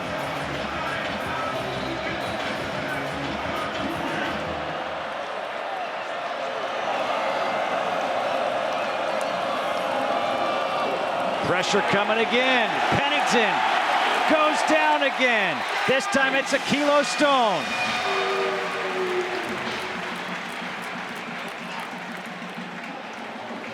Sixth sack of the game for this Georgia Tech defense. And Pennington has got pressure from everywhere. You see right there, swim technique, Aaron McKeever. You've got to do a better job of keeping your head up in the block. You can't put your head down trying to make the block. You've got to see what you're hitting. He put his head down in the kilo stone, did an old school swim technique to swim right over him to get pressure immediately on the quarterback to get the sack. A 45-yard field goal attempt for Charlie Villarreal. And that one is wide and short, no good. Bend, but don't break. Hang on a minute. We got a flag. We've got a flag on the field. Offside, defense, number 3. 5-yard penalty, 4th down. So now you'll make it a 40-yard field goal attempt. And I would not want to be that player going over to talk to Coach Key. Another foolish penalty. Special teams mistakes. Coaches hate those, and that may result in stadiums and disciplinary run next week. From 40, this one's blocked, recovered, going the other way. Maybe it was a good thing. Rivers, touchdown.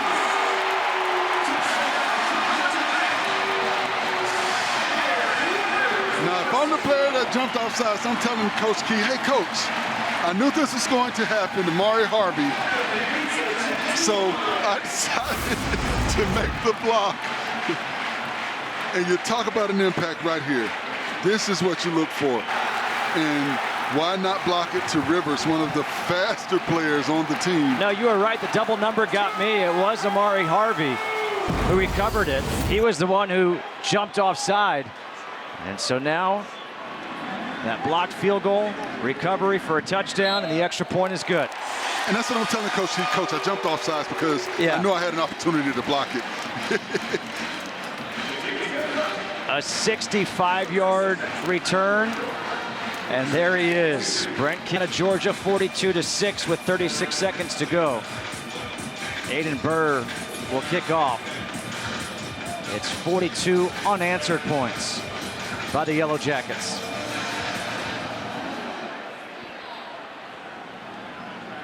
Fair catch signaled.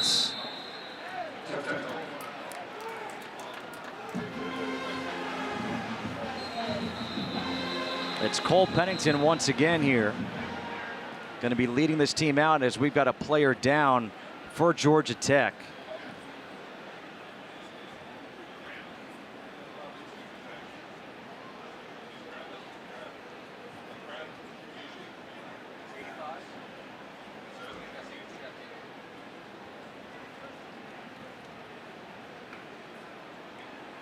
It looks like it might be cramping.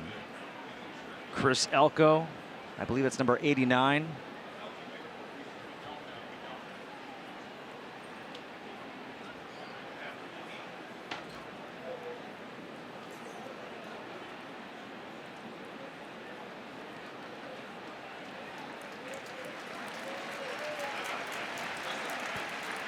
Chris Elko, a wide receiver, cramping up. Again, it's been a little bit of everything here with the weather today. When you arrived at the stadium, it was humid. And then all of a sudden the rain was coming in. Rain stops, sun out, humid once again as Pennington is back in at quarterback.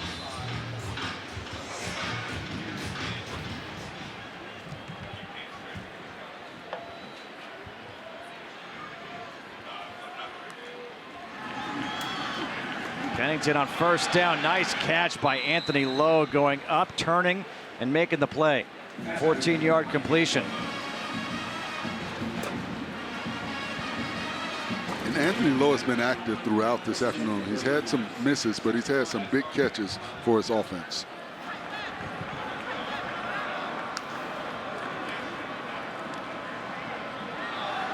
Back shoulder throw, caught again by Lowe. That was beautiful, and a flag in the backfield. And you see what Pennington saw on that play. He threw the ball before Lowe turned around to locate it. He saw the matchup that he liked and went with the back shoulder throw. We might be tacking on some more yards here. There's no foul on the play for roughing the passer. The result of the play is a first down. I think the defender was pushed into the passer. But a good job by Pennington, looking to the outside, seeing the matchup that was favorable, and getting the back shoulder throw. Anthony Lowe, 7 catches, 81 yards, and a touchdown on the day. Pennington to the near side to Chris Lofton. He's got a first down. And that will end this third quarter. Connolly here in Atlanta at Bobby Dodd Stadium, getting set to start the fourth quarter. Gardner-Webb trailing 42-6. They led 6-0 in this game.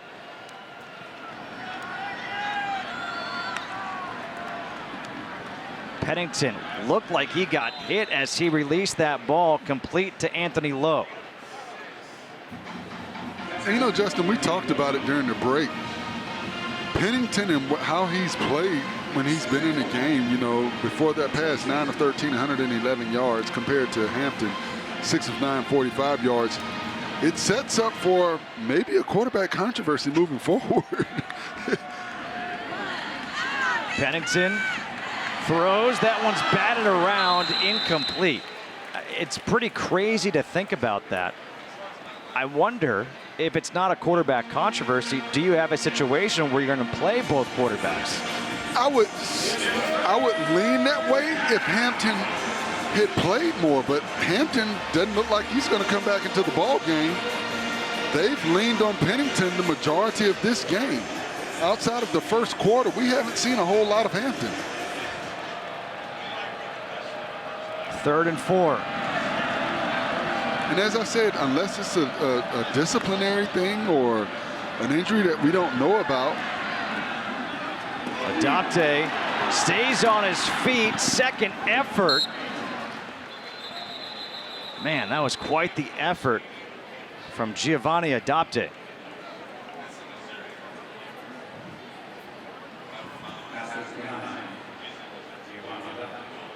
You've got to be impressed with this Gardner-Webb team. They're continuing to fight. And that's what you look for as a coaching staff. You know you're not going to win the football game, but I want to be able to look at film and see what guys are going to continue to compete and continue to get better. 1 for 2 on 4th downs. Snap it. They got it. And that goes back to that discipline that Coach Key. Offside, defense, number 22, undebated to the passer. That 5-yard penalty results in a first down. Think he jumped? He did, and multiple players jumped, and you've got to know the down and distance and realize that they're going to go with the hard count. Those are situational instances that coaching staffs look at. Teachable moments, but also disciplinary moments and moments that can cost you a football game.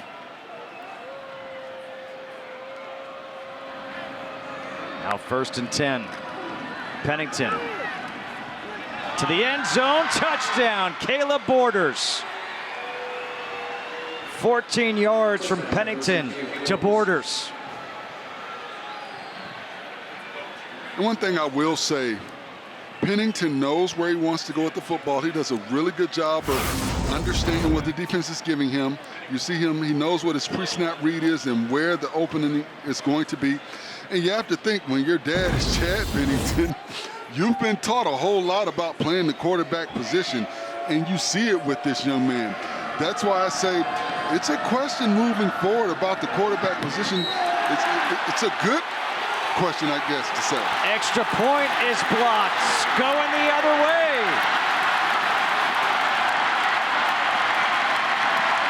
All the way. Will Kiker.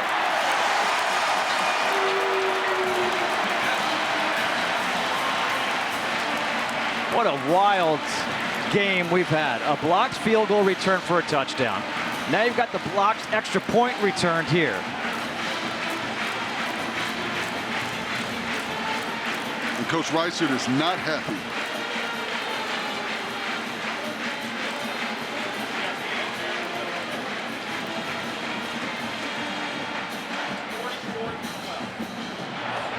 Now the officials are still talking about something here. Did the ball hit the crossbar and bounce off the crossbar?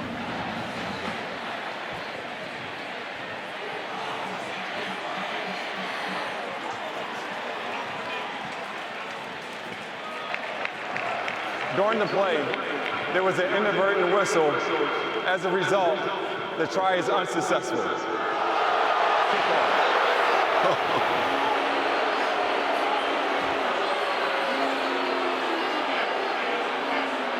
Wow.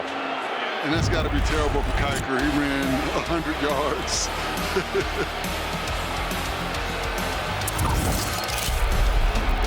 Now 42-12. Cole Pennington looks like his father, Chad Pennington. Just had that touchdown pass as Gardner-Webb will kick off.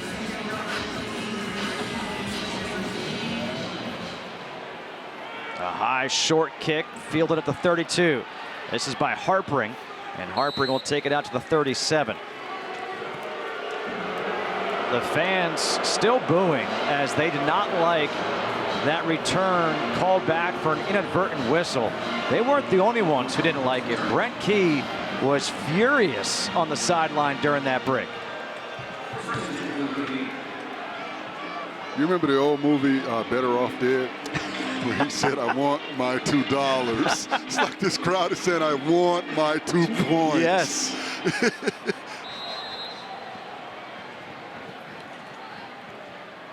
Philo on first down, taking that shot, underthrows the receiver Canion, but Canion comes back to make the play.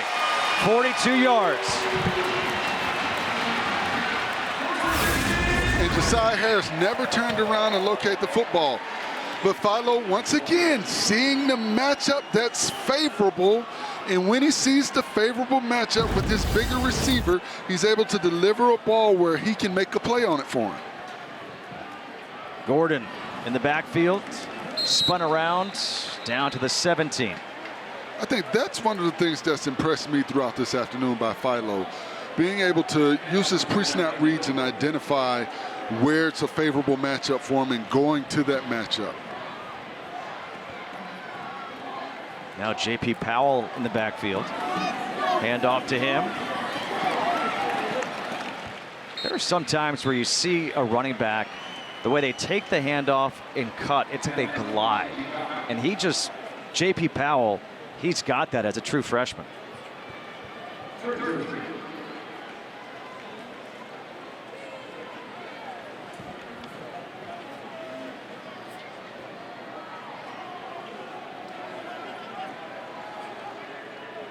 On 3rd and 3. It's Powell again. This time he's gonna lose a yard. And he tripped over his own offensive lineman, Joe Fusil. But you saw the jump cut, and you talked about the way he glides when he gets the football in his hands. This kid has a bright future running the ball for this Georgia Tech program. Den Berg on for the field goal from 32 yards.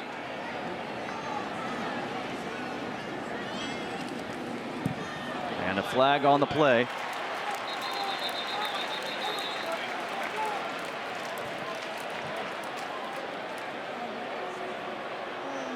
The officials know what's good for them. They don't say it's an inadvertent whistle.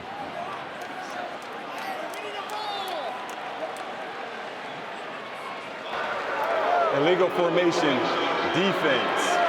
Number 95 lined up over the center. That 5-yard penalty results in the first down. So now both teams on special teams have costly penalties that give a first down.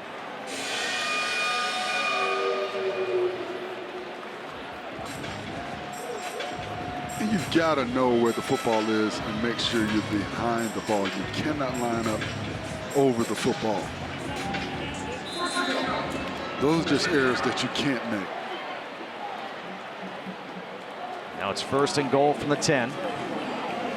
Hand off here to Shane Marshall, another true freshman, as Saban McLaughlin makes the tackle.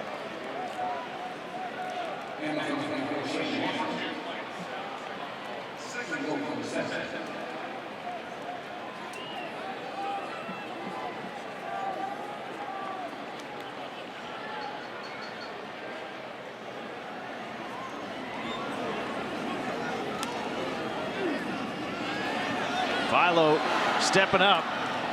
He'll pick up a couple to the 5. Aaron Philo, the redshirt freshman, got word before the game today that he would get the start. Haynes King, that nagging lower body injury after a huge performance last week on the road at Colorado. Haynes King in uniform today, not playing. 3rd and goal from the 5. Empty backfield.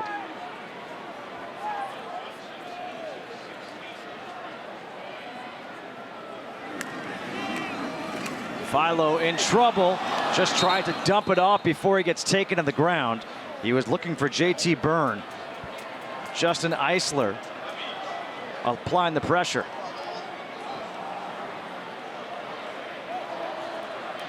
And a good job by the Gardner-Webb defense, forcing Georgia Tech to go for another field goal. This time it's going to be a 23-yard field goal attempt.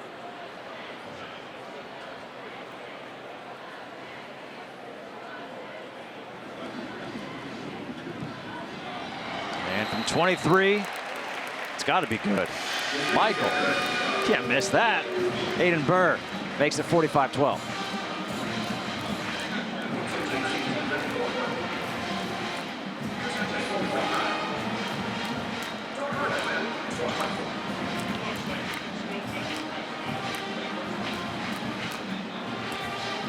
About 2 pick sixes in that game. They've thrown a pick 6 into game today against Troy.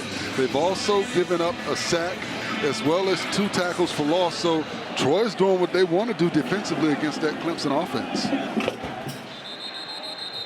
It's one of the reasons why I'm personally not a fan of preseason rankings. I'd like to see the first ranking come out after Halloween, because in the portal, how do you know what any team is? Well, now, yes, in the time, in the year of the portal, teams can rebuild. They can either get immensely better or immensely worse. And we've seen that. You know, I talked about Florida State earlier.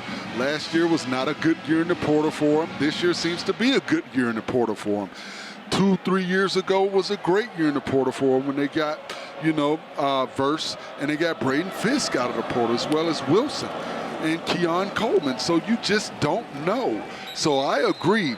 Preseason rankings now have become obsolete because teams, you don't know what a team is going to be after portal season. But Forrest, the big problem is people say it doesn't factor into a good win or a bad loss, but subconsciously it has to. You know, if you look at week 1, it was, you know, what happens to Alabama this year as a long completion here to Sean Brady of 29 yards. If Alabama goes on to have a bad season, was that still a good win for Florida State week 1? I think for a team like Florida State that came off a 13-0 season to a 2-10 season, regardless of what Alabama does, it's a great win because they found out and learned how to win again. But, you know, I think you have to look at it as a whole from each team, and each team is very different. You know, it's just the portal just changes everything to me, because you can build a team every year, and like we said, it can be a great team, but a great team can go to being a terrible team depending on who you're able to keep, who wants to go play at another program. I mean, it varies now. I just don't think teams know who they are until at least 6 weeks into the season. I would say at least 2 weeks. Oh, I mean, It may be 3. Who are they playing depending the on who first they 2 or play. 3 weeks? Well, you usually have one game that you play that's good. Well, when you look at last week, I mean, we had Okay, Ohio State, huge Texas, games great across the game. board. Clemson, LSU, great game. Beyond that, what were you thinking? Like, man, that's a big test early. Well, I think when we see what Alabama does today, we saw what Texas was able to do today against what San Jose State, not like a top-notch. But then what happens if San Jose State goes undefeated the rest of the way? Miami, Notre Dame, another great game.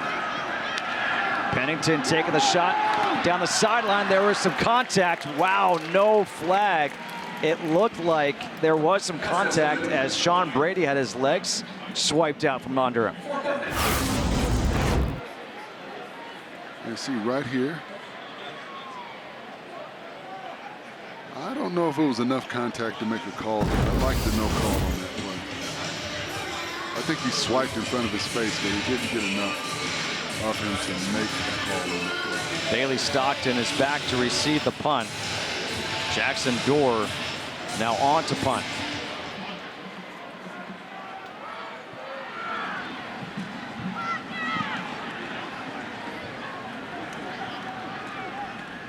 And the fair catch, it's muffed. We'll have to wait to see who they say has it. Bailey Stockton had it go off the shoulder pads. And it will be recovered by Georgia Tech. Stockton, he muffed the punt. He was able to recover it. Oh, that's going to be a horrible feeling. For Gardner-Webb, looks like they're going to go to 1-1 on the season next week. They play the Citadel at Ohio, Charleston Southern. All the games will be on ESPN Plus, part of the Ohio Valley Big South Football Association.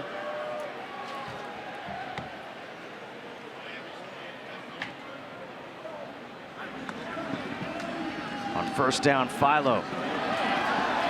In space to Jordan Allen. Jordan Allen, look at him go! Tackled down inside the 10, chased down by Jordan Jackson, 78 yards. The scouting report on Allen, elite speed and quickness. His first touch, 78 yards. Well, he's a 10-300 guy, and you see the speed, but you know when they get to film on Monday, they're going to say, you run a 10-3, you should not be getting caught from behind. Great job by Jordan Jackson to run him down and prevent a touchdown. Now first and goal from the 8. Powell. Oh, just got checked at the 1-yard line by Saban McLaughlin. That was a hit. And that, ladies and gentlemen, is what we call grown man football right there. Boom! You got to keep your head on the swivel if you're Powell. You know it's big when both guys go the opposite directions.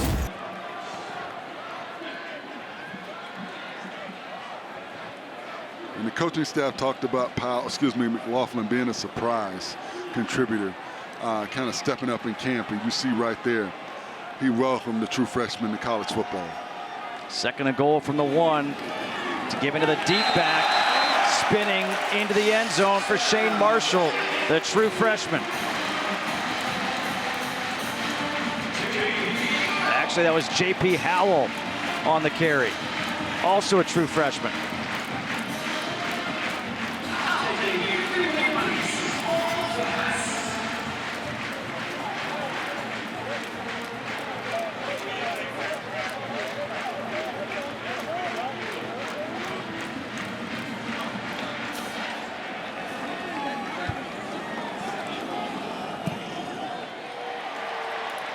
The extra point is good for Den Berg.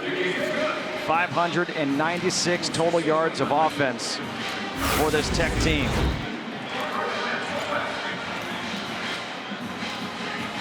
And a good job by the offensive line, knocking white jerseys and white helmets back, getting pushed at the point of attack, firing off with flatbacks, tandem blocks up to the second level defenders. That's what you're looking for from your offensive line down in short yardage and goal line situations. The first to make contact usually wins the battle.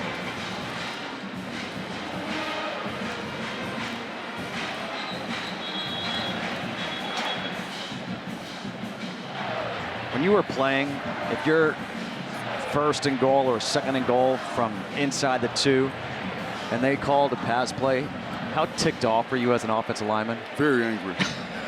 But at the end of the day, you want to get the score, but you're very angry because that's the opportunity to, you know, show your grown man toughness, your square chinness. You know, you want to be a tough guy, and you fight to get all the way down the field. Of course, you want to get a touchdown, but you want to blow somebody up, you know. and in those situations, the defensive line knows, you know, that you want to run the ball, and you know you want to run the ball, so it's mano-a-mano. And, you know, we had a drill in practice called a board drill, where you would get on one end of the board and the defensive lineman would get on the other end of the board, and Coach Bowden would blow the whistle, and whoever got knocked off the board had to stay on that drill until you won. Oh. And so it was kind of like that board drill. And you wanted to blow that defender off the football and show your tough guyness. So, of course, you want to run the ball. So take me back to Florida State, and Coach Bobby Bowden says, Forrest on the board. Who's he putting up against you? Anybody. And that's the thing. It didn't matter how big you were, how small you were. We had a guy named John Nance played nose tackle. John was maybe 6'2", maybe 240, 250, played nose guard, our starting nose guard. But he would blow you up off the ball. You would have a headache every time you hit him. The director of player personnel at the University of Colorado right now, John Chaney.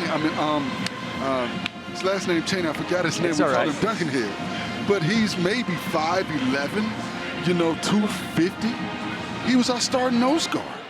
You know, he would knock you off the football.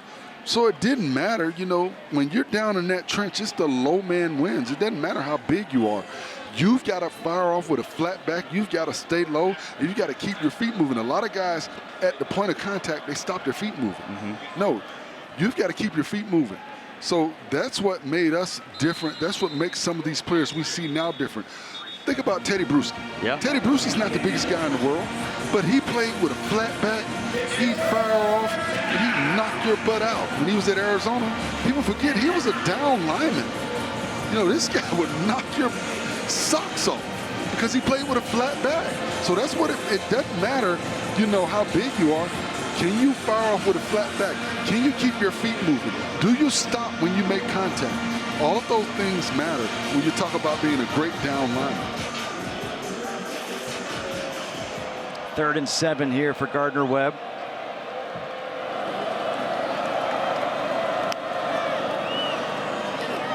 Pennington gets rid of it. We're going to have pass interference.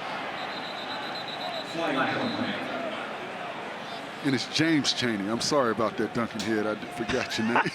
His nickname was Duncanhead, but I got to say his name, James Chaney, director, player personnel out of Colorado. But that's the best part. Pass interference, defense, number 25. That penalty is enforced at the spot of the foul, automatic first down. The reason why I say that's the best part is because it's sports. It's just being around, you know, your teammates all the time. Sometimes you don't know somebody's real name. You just know their nickname. And I'm so used to calling him his nickname, right. Duncanhead. So another guy, I'll tell you, if you go back and look at the Tampa Bay Buccaneers, a guy I play with named Greg Spires. You know, Greg Spires, 6'2", maybe 240 at the linebacker. He got up to 260. But he was a wrecking ball for Tampa Bay. Oh, a nice pass thrown right there. And they're going to say it's incomplete. Sean Brady unable to complete the catch.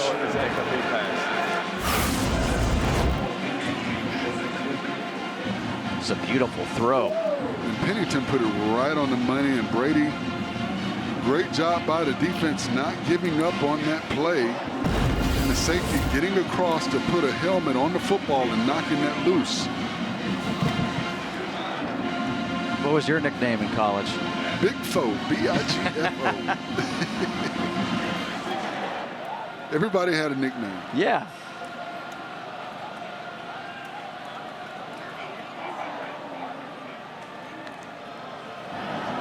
On 2nd and 10, the handoff is to Christian Van.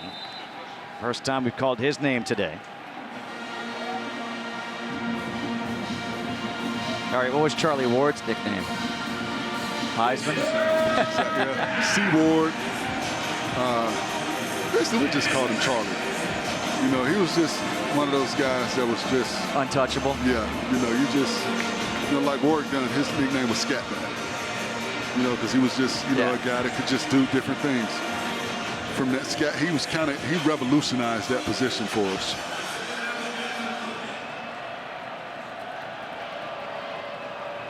You're in a place right here in Atlanta where they love Warrick Dunn.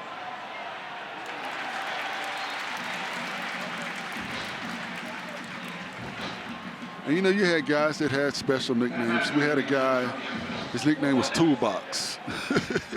Ratchet Set.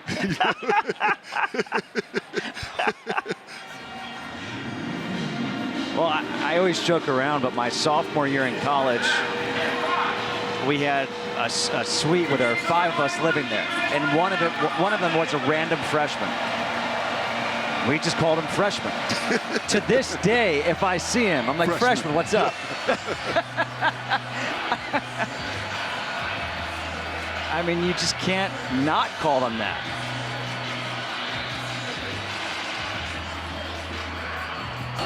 First charge, timeout, Gardner-Webb, 30 seconds. But you said it, that's what made college special and what makes it special. The nicknames that you get, they stay with you and stick with you forever. You know, and how about even when we were speaking with Brent Key, right? And the 2 guys that you mentioned this before, the only 2 coaches he's worked with since 1996 are George O'Leary and Nick Saban. I go, how often do you hear from them? It's Coach Saban once a week. Miss Terry I hear from more, right? And he's like, and Coach O'Leary, I hear from him like all the time. Yeah, 3-4 times, and if I don't hear, and if I don't call him, he's calling me, hey man, you mad at me? But you know, I had a conversation with Coach O'Leary his last year down at UCF. I got to call one of his games. Very interesting conversation piece. When he walks in and we're sitting in his office, he said, yeah, you guys are here to meet me. Okay, you got 10 minutes. You know? And he meant that. So you've got to squeeze everything you need to in those 10 minutes. But they were 10 of the most entertaining minutes that I've ever had with a coach. So to talk to Coach Key, and he oozes Nick Saban and O'Leary, Coach O'Leary, when you talk to him. And like I said, for me, I understand everything that he's saying because he's truly an offensive lineman when he's talking and communicating. And so I get everything that he's saying, the energy that he brings. I love talking to him and being around him. Well, Graham Knowles is now in at quarterback. Aaron Philo's day is done. Graham Knowles, he's just your typical 6'7", 230-pound quarterback. His dad was a professional tennis player, first play, and he finds Dean Patterson. He's racing down the sideline. Patterson still on his feet. He'll take it to the house. 84 yards. First pass from Graham Knowles.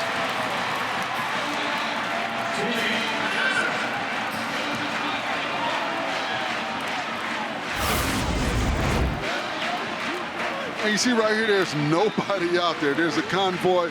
Great lead block by the offensive lineman to get out on the edge. And you see Patterson and Josiah Harris has an opportunity to try and push him out of bounds. It almost looked like he just ran out of gas on that play, trying to get across the field to get over to Dean Patterson. And you see Patterson able to push past him and get to the end zone for the long touchdown. And the extra point is good.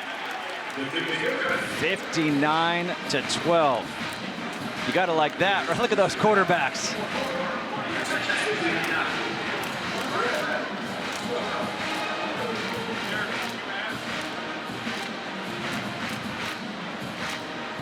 Graham Knowles from Austin, Texas, South Lake Carroll. He goes, that was easy. So what do I do? Just throw it like 4 yards and let my guy do the rest? Absolutely. You see him picking up his guy like, thank you. I appreciate you, my guy. Well, he has to. I mean, Patterson at 6'2" is still 5 inches shorter than Graham Knowles.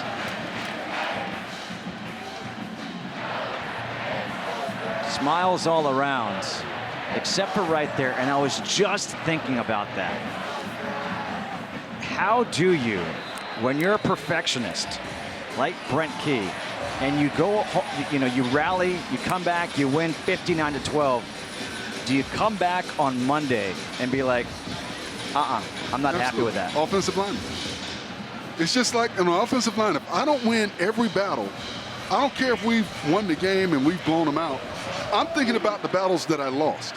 I'm thinking about the pressure that I gave up. Yeah, I didn't give up a sack, but I gave up a pressure. And my quarterback expects not to be touched by the guy that I'm assigned to block. So that's the persona that you have when you look at Coach Key. He's thinking about next week. He's thinking about the mistakes and the errors that they've made and understanding we can't make those mistakes against Clemson University. Right. That's what he's thinking right now. He's not thinking about this game anymore. He's thinking about the mistakes and how can we clean that up. He's thinking about those 3 turnovers in those first 3 drives last week and how we were supposed to clean that up this week in the first 2 drives. He doesn't care that it's Philo and it's not Haynes King, his starter. He's thinking about the fact that we had 2 turnovers in our first 2 drives today. The same thing mirrored what we had last week that we were supposed to clean up. Moyer wrapped up in the backfield. Kelvin Hill. It's funny, you were just saying he's already looking towards next week. You said towards Clemson. I was thinking he was looking towards Monday, like practice. You know, like, okay, what are we doing Monday in practice to clean this up? But he's also thinking, too, if this were Clemson, how much would this have set us back? Right. Because you've also got to look at the competition that you're playing and knowing that you're stepping way up now in competition. And, you know, we talked earlier about the Clemson score. I don't know what the update of that score is right now. But, you know, Clemson probably was looking ahead. You know, even though they lost last week, this is a game that they were surely thinking they're going to win. We are at the 2-minute timeout to go in this one. Justin Kutcher alongside Forrest Connolly. And Georgia Tech offensively today. Again, 2 turnovers to start the game. Handoff is to Van. Nice run. After those 2 turnovers, the offense has totaled 680 yards. That is a school record. Well, what's been impressive is they've shown the ability to have sustained drives. They've shown the ability to have chunk plays, whether it be in the passing game, whether it be in the running game. And then we've seen offensive linemen get down the field, make downfield key blocks. So we've seen a little bit of everything, and all of this with your backup quarterback. So that bodes well for this team moving forward. We know what Haynes King brings to the table, but he's had some issues with injury in the past. So this kind of allows them to understand that, you know, we want to keep Haynes King healthy. But if we do have to bring in our other quarterback, Aaron Philo, he can get the job done. Offside, defense, number 15, and it's throwing at the snap. That 5-yard penalty results in the first down. With all the offense and what they've done well, a penalty like that, we saw it on a roughing the kicker when it was 4th and 4. There are certain things that no doubt are going to keep Brent Key awake tonight.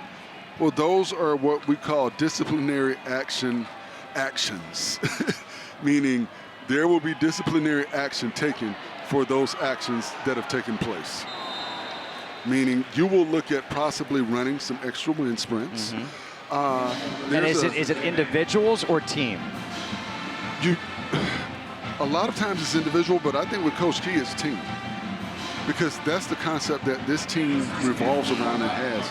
It's about team. Yep. It's not about individual. You know, everybody's expected to do their 111, but we win as a whole. We, you know, discipline ourselves as a whole. I'm with you. It's the only way that you build that, you know, continuity. Yeah, that camaraderie, exactly. And you are held accountable by each other. Yep. So when you screw up, I'm going to look at you. You got to look down that line and see me looking at you, shaking my head like, yeah, man, we might get a couple extra licks on you tonight. Like, what are you doing?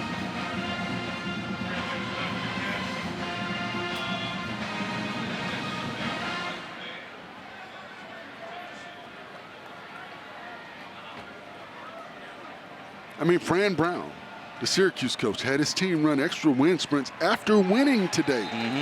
Although it was an overtime win against UConn, a tough opponent, he was not satisfied with what they brought to the table and the product that they put out there on the field, and he made them run wind sprints after the game.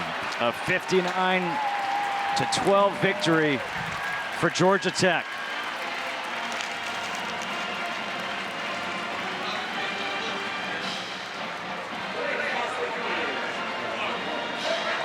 Didn't start out the way that Georgia Tech was hoping for, but much like last week, they responded. And they responded in a big way to start their season 2-0. For Forrest Connolly and our entire crew, I'm Justin Kutcher saying so long from Atlanta.